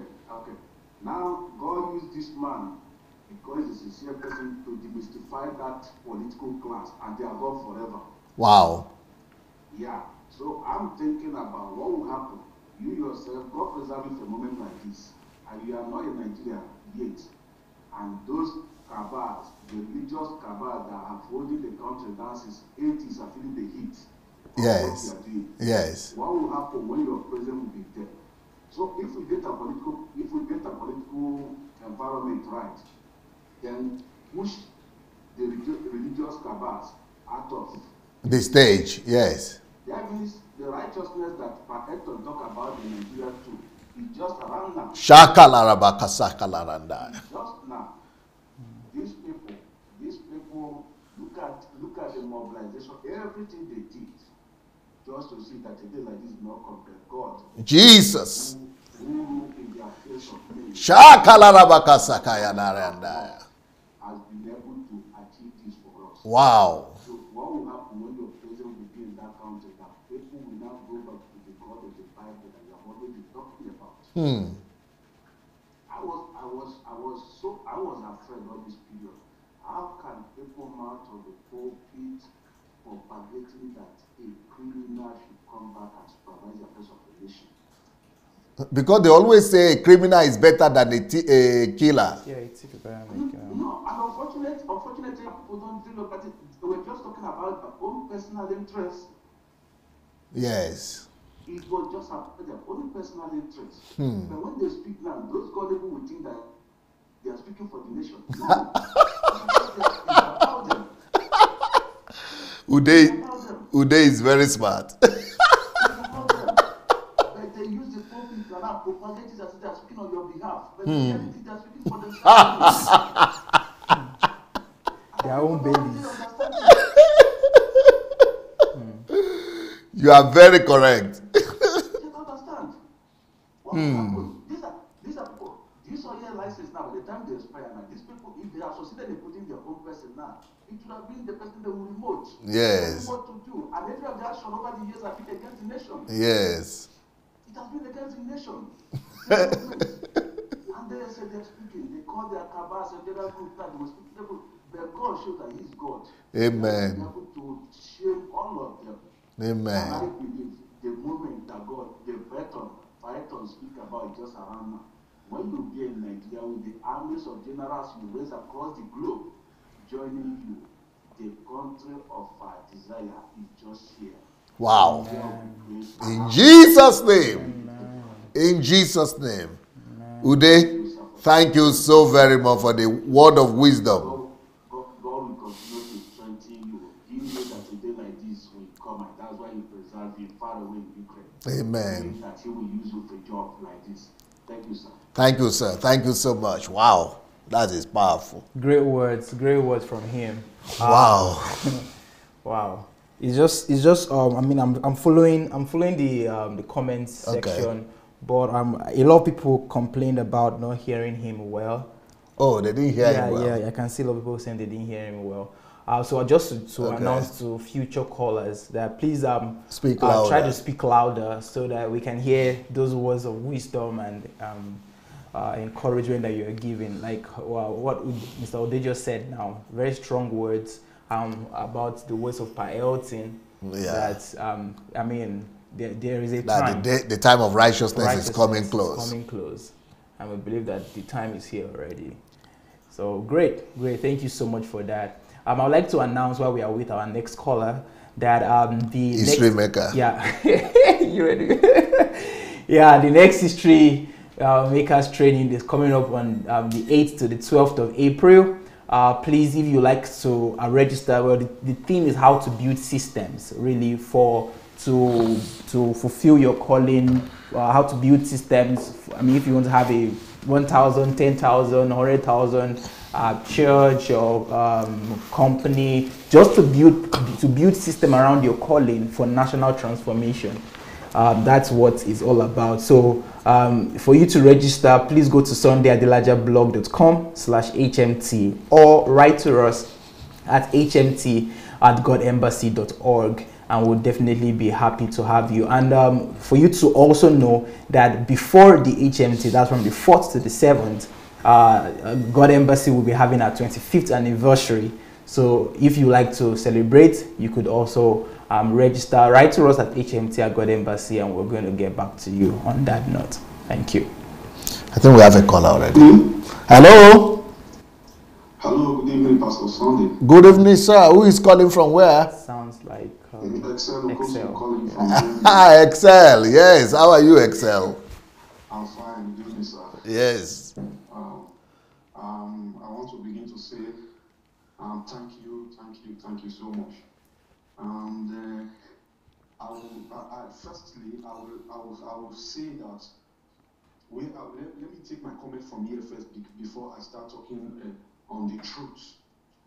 Yes, sir. If you have, let's say, forced your opinion or your choice on people, and if you have come out, if you came out to say, the Lord told you that it's Atiku, it's Buhari that will be the man for the mandate, I would have been criticizing you. Yes. And though the person I wanted to be there was Showori. Yes. And then the first time, I've never called into my live program before, but I always follow her, and I've gotten a lot of insights and knowledge from her program as well. Yes. I've never called. But when she started talking on this issue, that was my first time calling. And when I called, I put out my argument, and she put up her argument over there. But from her argument, I now realized that it was just hatred that we are having for Buhari. Every other Christian, most especially the Christians and Showore followers, take it backers. It was just hatred that we are having for Buhari. Hatred is a blockage to the truth. Wow. Hatred will not make you see the truth. Wow. Hatred will not make you see the good part of a person. That is why God is against we hating ourselves. Wow. And when we hate ourselves, you will never see the good part of Nada the troga, person, nada even if that patroga, person paprobo. was 80% or 90% good. Yeah. So look at the case of Buhari, for example. People hate him not because he is not good. They hate him because you see this social media that has come up now. Yeah. Average Nigerians, before in the era of Obasanjo and Atiku, there was no smartphone like this. It was analog phone. Yes. So everything that was happening in their administration, the average Nigerians didn't know about it. Okay. So they were thinking life was just smooth. They didn't know about it. The money was just touching hand. PDP shared the money. It was just touching hand. But what was happening, the killing and all that was happening, was not everywhere as it is now in the era of Buhari. Yes. So Buhari owned the smartphone and the media amplified it. You understand? Yeah. It now amplified it. It's now looking like as if Buhari is even worse than Atiku. But when Maiwa brought our analysis forward, it made me go back to rethink and look at the 16 years of PDP. I discovered that really and truthfully, these people, they are not better option. They are not better option at all. It is better for Buhari to carry on. And we will talk about integrity. Buhari has not been charged for corruption. He was not charged for corruption. He's been there as petroleum minister. He has not looked any money like the Atiku and all that. You understand? The 16 billion that was given to PDP to bring electricity, they brought darkness to Nigeria. Nothing went, killing was all there, and they are still coming back to campaign. So I get to see that why we are hating Buhari is because we have put a blockage. We have used this hatred to put a blockage, and we didn't see what he was doing. And a lot of people, they don't want to care. They don't care rather. In as much as they hate Buhari, they just want Buhari to get out of that place because they hate Buhari. Wow. They didn't go into research and see and make critical thinking and analyze the things for themselves and know that Buhari is far, far better than Atiku. Like I said before, I'm going to say it again before I drop the call.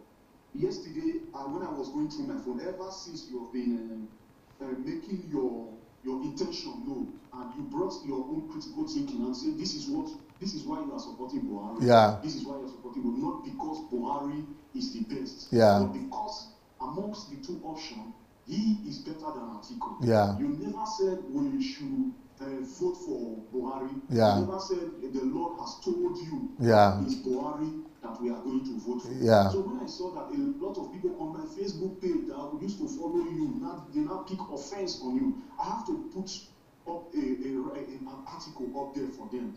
I have to remind them that, you remember, even before PDP endorsed Atiku as their presidential candidate, you told everybody in advance that those people that are following you, those people that call you your friends, they should expect this is what you have been doing in Ukraine. You are here as a reformer. Yes. So you are going to see worse of it, and they will hate you for it. Yes. So they just have to use their critical thinking. So I thank God I put that article up there for everyone to see again. Yeah, and you know, the problem is that people are not giving benefit of a doubt. If I were them, I would have said, what about if Pastor Sunday is right? Yes. What about if he happens to be right? And I'm the one who is right now. So where would they hide their face now? But it happens that it came out right. Yep. It happens that it now happens that you're right. Not because you're saying it is the Holy Ghost that told you. Yeah. By reason of your critical thinking, you analyzed everything. Yeah. You saw that there was no way Showore is going to win. Yeah. Showore did not pull, or let me say, 500 votes. Showore and other the young candidates put together, they did not pull 1 million votes. So No, they don't even put 100,000. No. So how was it? That is why Showore is not saying anything and he just backed off. Because yes, he knows that where will he want to start for you? Will he come and say that they rigged the election when you don't even have 11 million votes? It is when you have like 10 million votes, you will not say, okay, maybe these people rigged the election. It is clear, it is transparent. But in the case of those people that are saying they rigged the election, they should also remember that God told their fathers in the Lord that Atiku is going to win. So if really and truthfully God said Atiku is going to win, God is the God that sees from the end to the beginning. He knows that they will rig it. But do you know that the Bible says that kings and kingdoms shall pass away, but the word of God will never pass away? Yeah. There was nothing that would have been possible if really and truthfully they rigged the election. Yeah. Atiku would have won if it was God that said Atiku would have won it. It's Yeah. not God. So Yeah. everybody were just predicting with God. But nobody is clamoring at those people. Nobody is carrying their name and say, you people said it's Atiku, but now Atiku did not win. But you that just predicted your own and you did not force your intention of people are hating you for it. But I'm not here to campaign for you as well. I'm here to stand by the truth. Yeah. Thank you so much. That is my own. Thank you so much, Excel. Thank you so very much. Okay, let's see. That is where we are, everybody. I think what unites us is a great Nigeria, and we want to make Nigeria great. So that's why I wrote this book, How to Make Nigeria the Greatest Country in the World. If you have not yet read this book, it's time for you to read it, I guess. It's one of the greatest books that you ever read about Nigeria. And I don't think anybody has written any book that is greater than this book on Nigeria. So please go ahead and get a hold of it. It's on Amazon, it's on Kindle, it's on, you can read it for free on Kindle Unlimited as well. So, yep. Do we still have a caller? Let's see if we have another caller. Let's see if we have more callers. Okay, while we are waiting for the caller, I want to announce that if some of you have not yet joined our mentorship program, that you can actually go and join our mentorship program by going to sundaydelajablog.com/mentorship. sundaydelajablog.com/mentorship. Also, if you have not yet joined our team for Nigeria to go and build a greater Nigeria, you can go to my blog as well, sundaydelajablog.com/Nigeria. I think we have a caller now. Hello. Hello, DSC. Yes, sir. Who is that? Is that Sir Omar? It's Miles from New Zealand. Miles, okay. Yes, sir. Okay, hello, Dr. Anna. Hello. Good evening. Okay, sir.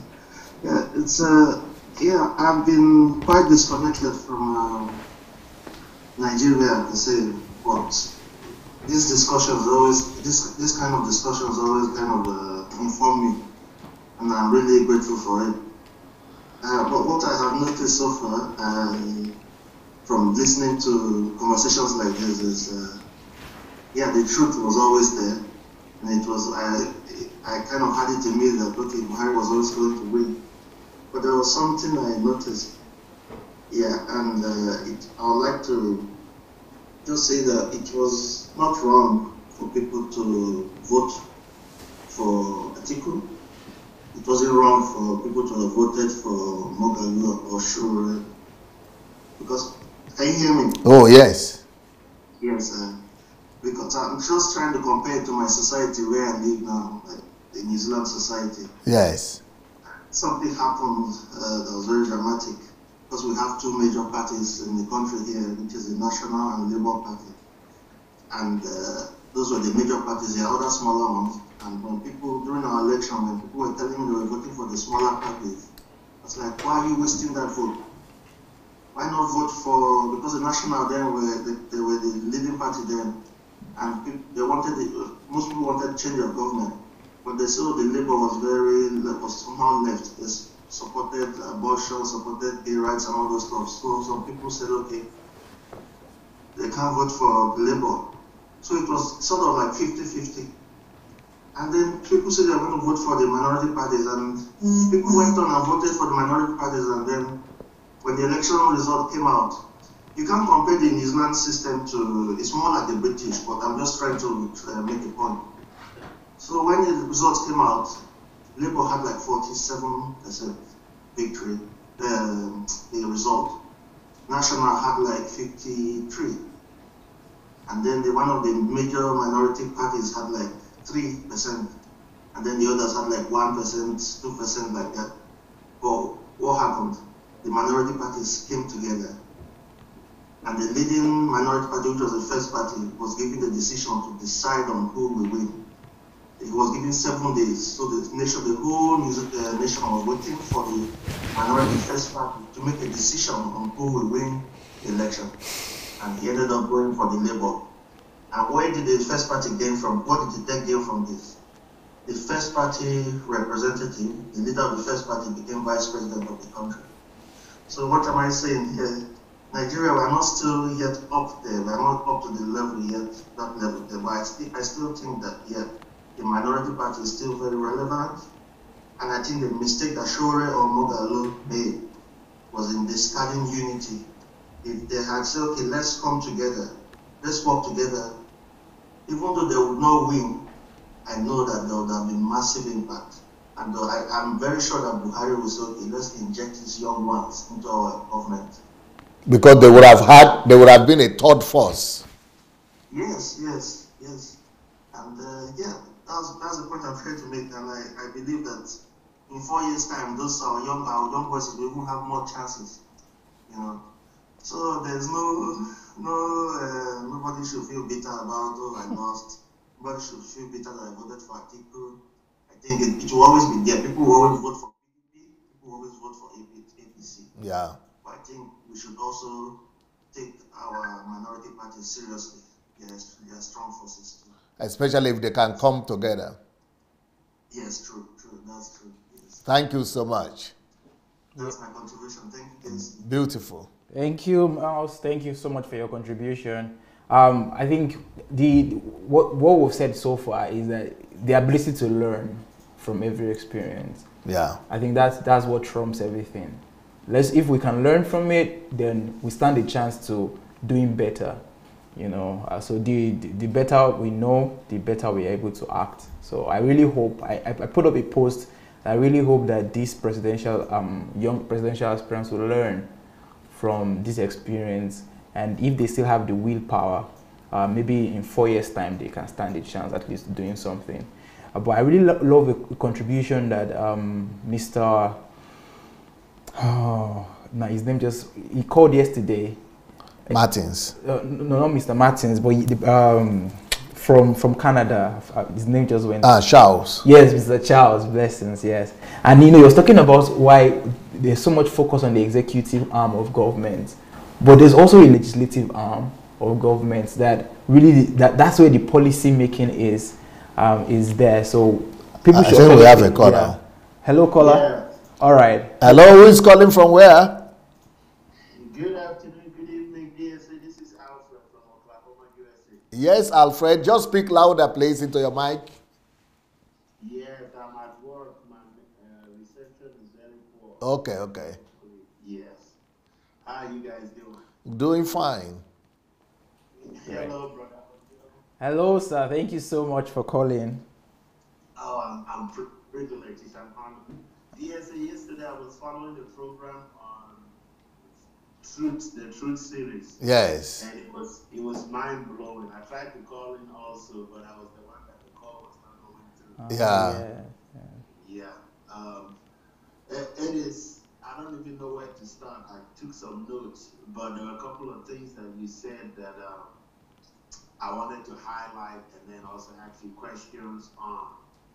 Okay, now it was amazing that you said that truth applied in the developed world is respected by God for the fact that they uphold truth. Yes. And then truth, because of that, God also respects that or honors that compared to Africa where they uphold power. And so they don't honor truth and its principle. And that was just so much mind blowing.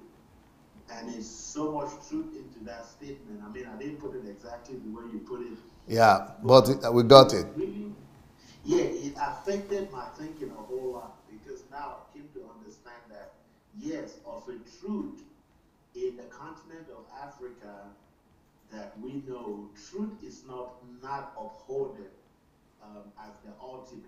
Yeah. Truth is considered as an option. Well put. Because I went home yesterday, I re-listened to the message of when I was going to bed. And then I began thinking, even on my way going home when I was listening to it again, and then I came to realize that that's why in Africa so much emphasis is being put on the power of God, on power. So you hear people yeah. I personally, I have heard messages like, okay, here are the sources of power. You have political power, you have economic power, you have financial power, you have famous power to be famous, and then you have spiritual power. So now the spiritual power, there are two kinds. This is what people preach. They say there are two kinds of spiritual power, the power of darkness and the power of God. And the power of God is ultimate. So the emphasis is on the power. And that's what makes any ministry or any man of God credible.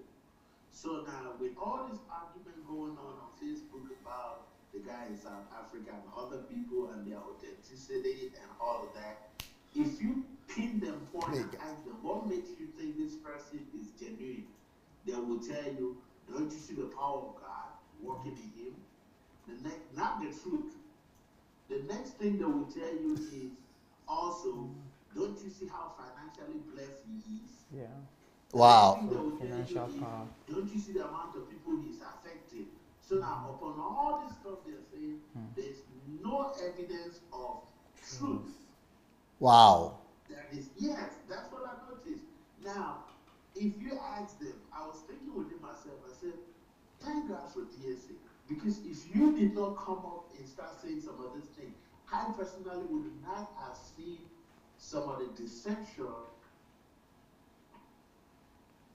Hello. Some of the aspects that they are not based on the truth. Yeah. Hello? Yep. Yeah. Some of the fact that they are not based on the truth. I would have not seen it if DSA did not bring it. So now, here is something that I kept thinking. I said, if you remove the powerful ministry, if you remove the signs and wonders that people are following, if you remove the mansion, the building, the fame and everything on some of these people that everybody is saying, can this be effective? Which is like what you said about church shift and pulpit shift. And it just tells you the truth. That's exactly. It just makes you understand that people are looking at all these other things which are not truth, and they are basing it and then endorsing this person that is the truth, that is of God. Meanwhile, these are the things that they are not truth. So thank you so much. And then the second one that you said that really kind of, I am so amazed that you said that. It's about the fact that supernatural things also involve some of the invention that God is putting in the minds of people. Yes. Now that one, DSA, let me just comment something on that I think really blessed me. Because sometime in the past, like 20 years ago, there was a man who wrote a book saying Deliver from the Power of Darkness, Emmanuel Ely. And he said in the kingdom of darkness, they have so much invention and all of those things. And many of us believers have in our mind that all these inventions and technology is from the pit of hell. No. Can you imagine that? My God. I am telling you, it tried to interview a lot of people, even like all the technologies today. Many believers will tell you that you see all this technology, the powers, the ideas. I can't believe that. I can't from believe darkness. A lot of people can second me on this. Wow. They will tell you that you see all these computer things, all this aerodynamics and some of this stuff going to Mars and all this technology. These people were inspired from hell. And so there is nobody that is preaching to let us know or teaching that these innovations, they are really inspired by God. And now I begin to realize that there is one scripture that says all good things come from God. But this aspect is not emphasized. Like Brother Ojo said yesterday that think of penicillin and the inventor, and think of other inventions that have affected generations. So it made me thinking that, oh my God, all this while, my attention is only based on supernatural, based on what? On laying of hands and on all of that other things. I forgot that these other ones, God is in there. So I don't want to take too much time, but DSA, thank you so much. Wow. Amazing. Thank you so much, Alfred. You are so brilliant. I like your analytics. It is. I'm getting it from some of the stuff you're saying, DSA. Yeah, but can you go, have you make sure you listen to the Truth series, everything? I have to. Okay, and this is my new book might also help you. Truth, non-truth, and lies. Oh yes, I have to go through that truth series because from what you're saying, it is mind blowing. Thank you so much, Alfred. Thank you. Great. Okay, the program he's talking about, he said his Truth series. He was Pastoring Without Tears. Yesterday's Pastoring Without Tears. Yes, Pastoring Without Tears. What episode was that? Episode 28. 28. Yes. And the topic was we spoke about how to have a supernatural. How to have a supernatural ministry. Okay. Yeah. How to. So for anybody because we spoke a lot about truth because of this book. No, that program is what everyone has to watch it. Really, that program, I myself had to go through it myself. It was on another level yesterday. Yeah, because we spoke so much about truth, and everyone has to watch it. Really. That program yesterday. Yeah. Pastoring Without Tears. Pastoring Without Tears yesterday. Yeah. The title is How to Have a Supernatural Ministry. Pastor Wellington on the line. It's not what you just think. It's not the ordinary. It's not the ordinary. It's also supernatural. It is. But great comments, great feedback from Mr. Alfred. Yeah. Thank you. I think we have another caller. All right. Let's have the...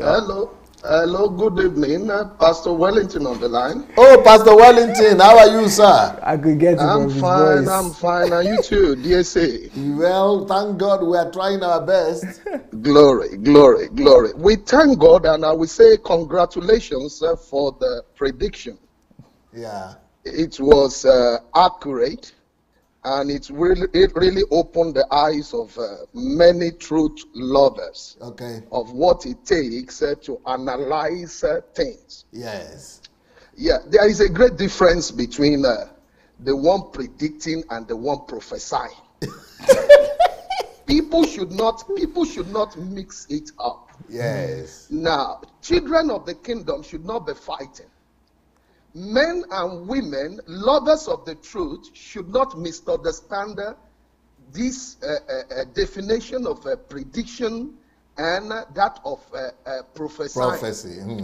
Now, if I make mistake in predicting, I want not to be hanged, yes, or I want not to be wiped out. Yes. I can still be considered a lover of truth. Yes. True. Now, the one who is predicting based on his knowledge on what he knows. Of truth. On what he knows. Spot exactly. I agree. And there is no way everybody can be on the same level of knowledge of the truth. Yeah. True. There is no way. We can never all be on the same level. It's not possible. Now, the real people here that people should be looking at, that people need to come together, both the one that made the mistake in predicting and the one that got it right, are these people that prophesied and said that God said. Yes. These are the real people that want to be exposed. These are the real people that we all need to come together and say, look, somewhere there, you have messed up the whole thing. I agree. And that God never spoke through you.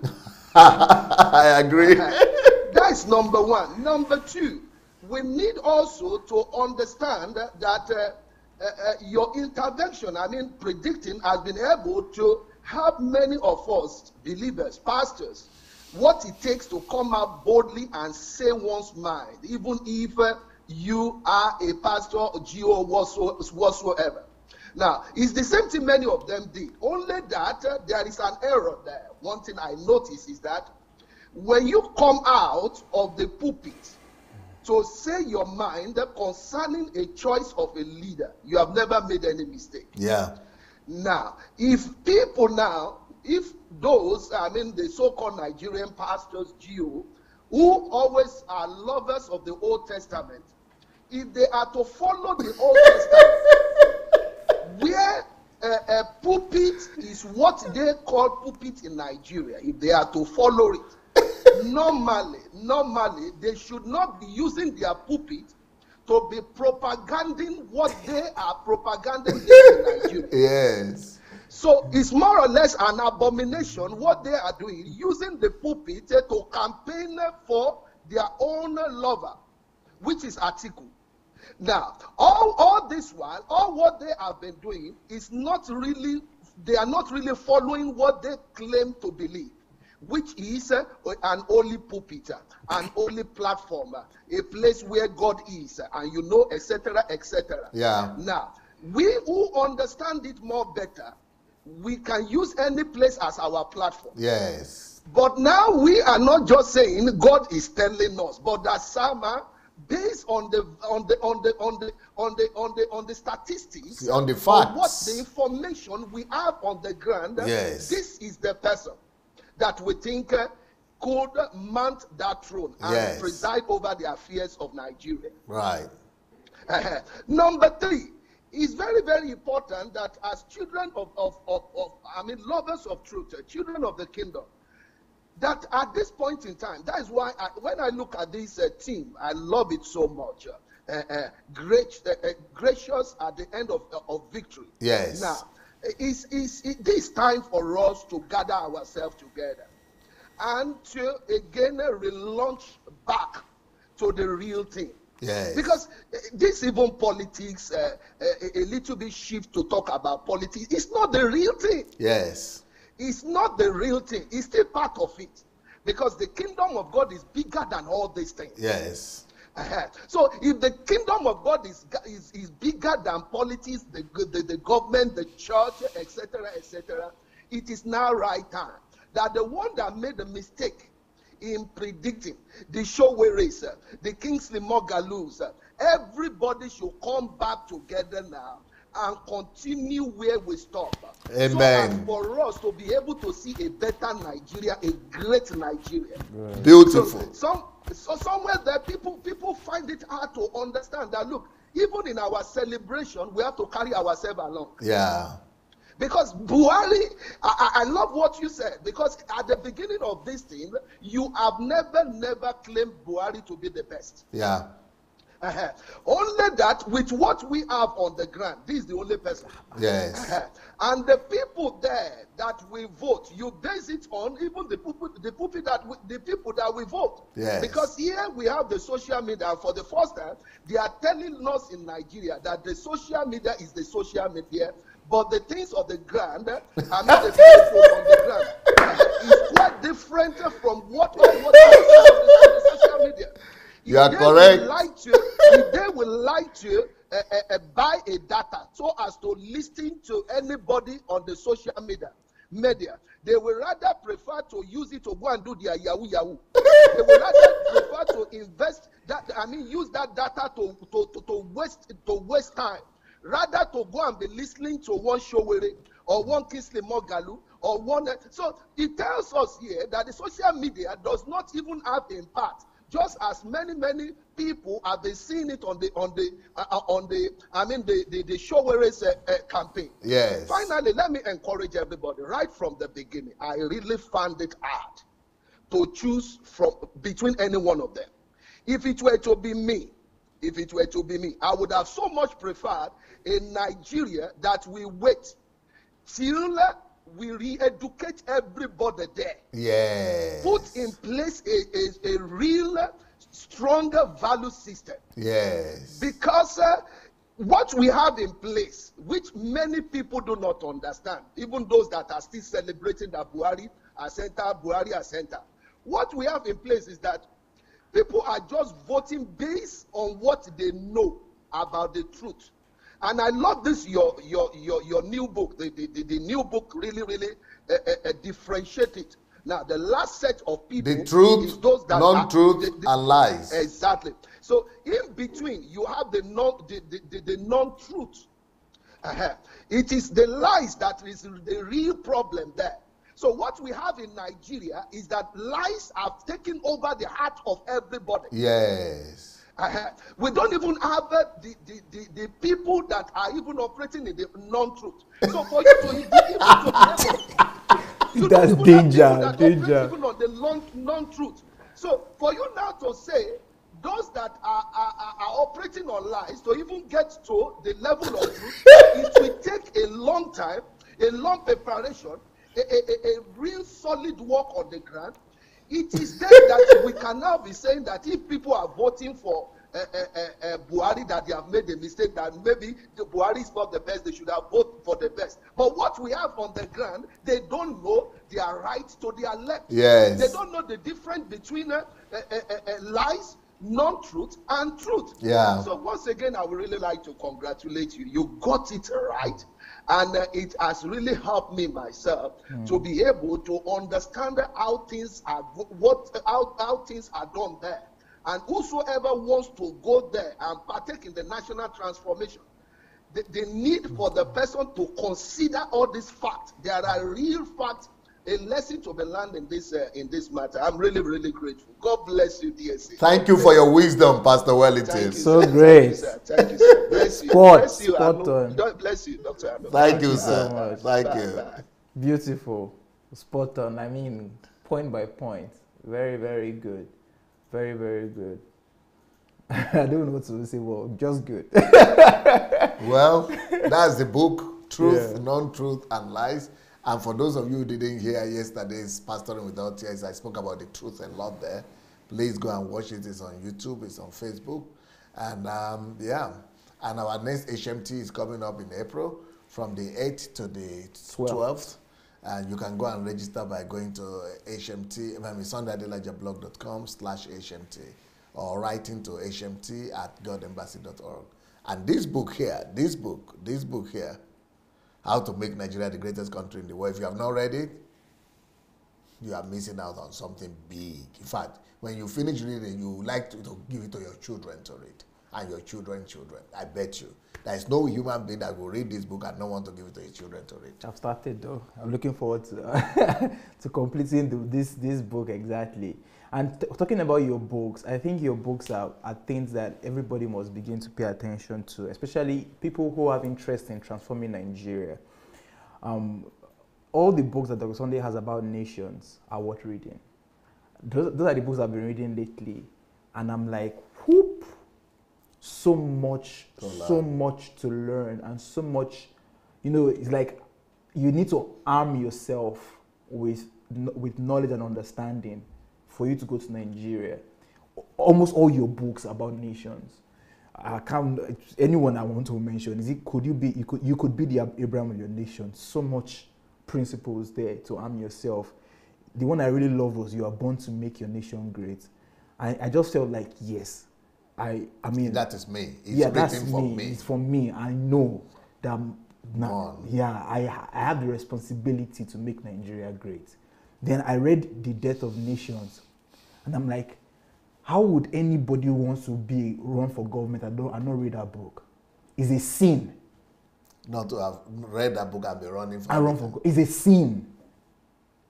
You have to read that book before you say you want to become take any political office. You have to read the book, because what I learned from that book, I'm like, I can even not to be proud, but I can school anybody who wants to be a president on what you need to pay attention to for you to become a president, and so that your nation will not die, for you to learn from history.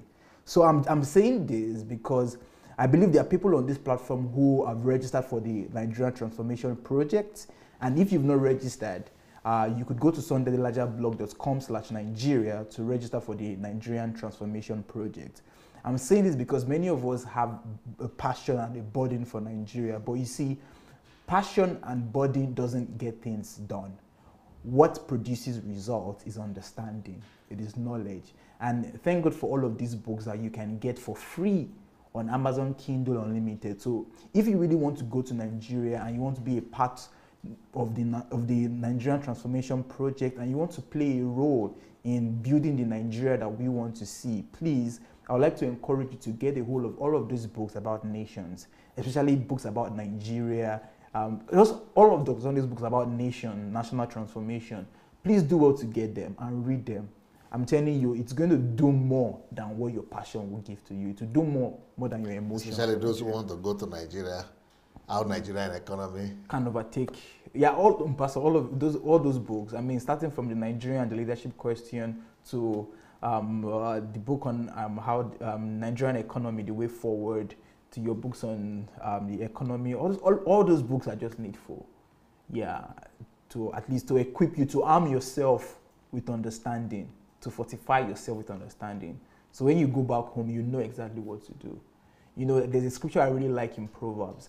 It says that the labor of fools weary them, for they don't know the path to go. So you see, yes, they are laboring, they have labor, but if you lack understanding, if you lack knowledge, you just get wearied, and it will just be a futile effort. So I think it's just from my heart to all of our viewers, really, that we need to really pay attention to these books and read them. I don't know if we have any other caller. No, I think it's okay. That's because all. Today is my last day of teaching on leadership. It's been a great journey. Can you believe it? Last message on leadership. And the leadership, it has really been an eye-opener for a lot of people. People are writing, they're saying, wow, they never saw leadership. I'm telling you, I have a specific folder where Have you been able to follow it? Why not? I could even show you my folder on leadership later. Because I don't know why they say, I mean, these are pastors, leaders from different countries saying that this leadership series, they are just thanking me separately. In fact, they are saying it's their best. And I'm wondering why. Yeah. Everybody is writing about leadership now. Leadership is everywhere. People talking about leadership. You know, first is that when you speak, just from your pedigree and from when you talk about the subject, it's as though no one has spoken about the subject before. Wow, that's what they are saying. Yeah, that's I think one of the reasons why I really paid attention to this series for me was because I discovered, and thanks to you, that leadership is one of the top 5 most important things in life. So when I saw that you're teaching on leadership, I just knew how to be serious with this leadership subject. Because if this is one of the top 5 most important things in life, then I have to take it serious. And so for me, it's been a mind-blowing series, really. I mean, I'm taking notes, real notes, like on self-leadership, everything, just to equip myself on it. And it's been a great journey, just knowing exactly what it means to be a leader. Not the way people talk about leadership. But somebody was saying that this leadership series, that I need to write a book on it. And some other people are saying that not just pastors, but politicians in Nigeria need to. Everybody needs to listen to it. Yeah, everybody needs to listen to what leadership is. And some of our discussions today, you see, it was also about leadership. Yeah, because we need to know what leadership means. And you know the series that will follow the leadership series? Yep. How to know God through the church. the church, that one is going to be the most scandalous series I've done so far. But it's on how to know God, though. Huh? It's interesting how to know God through the church is going to be scandalous. It's going to be one of the most sensational and scandalous. Well, that I'm saying is interesting because how to know God through the church, just by this thing, shouldn't be a scandalous subject. But people will be shocked. But now, what I'm saying is because this is like to really, it makes one curious about it. That if From tomorrow, Yeah, I'm from going tomorrow. to start. so, How look to know God through the church is going to be mind-blowing. In fact, a lot of people are going to hate me after that. And so a lot of more people are going to fall away from the platform. well, then it's something to look forward to. Because it's how to know God through the church. Even right now, I'm asking questions to myself. Okay, how to know God through the church? Scandalous. Okay, let's look forward to it. Let's see what it means to be scandalous. I'm looking forward to it because It's going to be fire, because I got some videos, okay. some short videos like this that I'm going to be using, Wow. illustrative videos Tomorrow, right? from tomorrow. And it's going to be for the whole month of March. All right. We'll look forward to it. But Yeah. today we are going to do the last series on leadership in the next 10 minutes or so. Great. Thank you for your time. Thank you so much, Sal, for the And opportunity. thank you for everybody Thank you. being with us today. We'll see you tonight in 10 minutes. Thank you. Peace. Peace.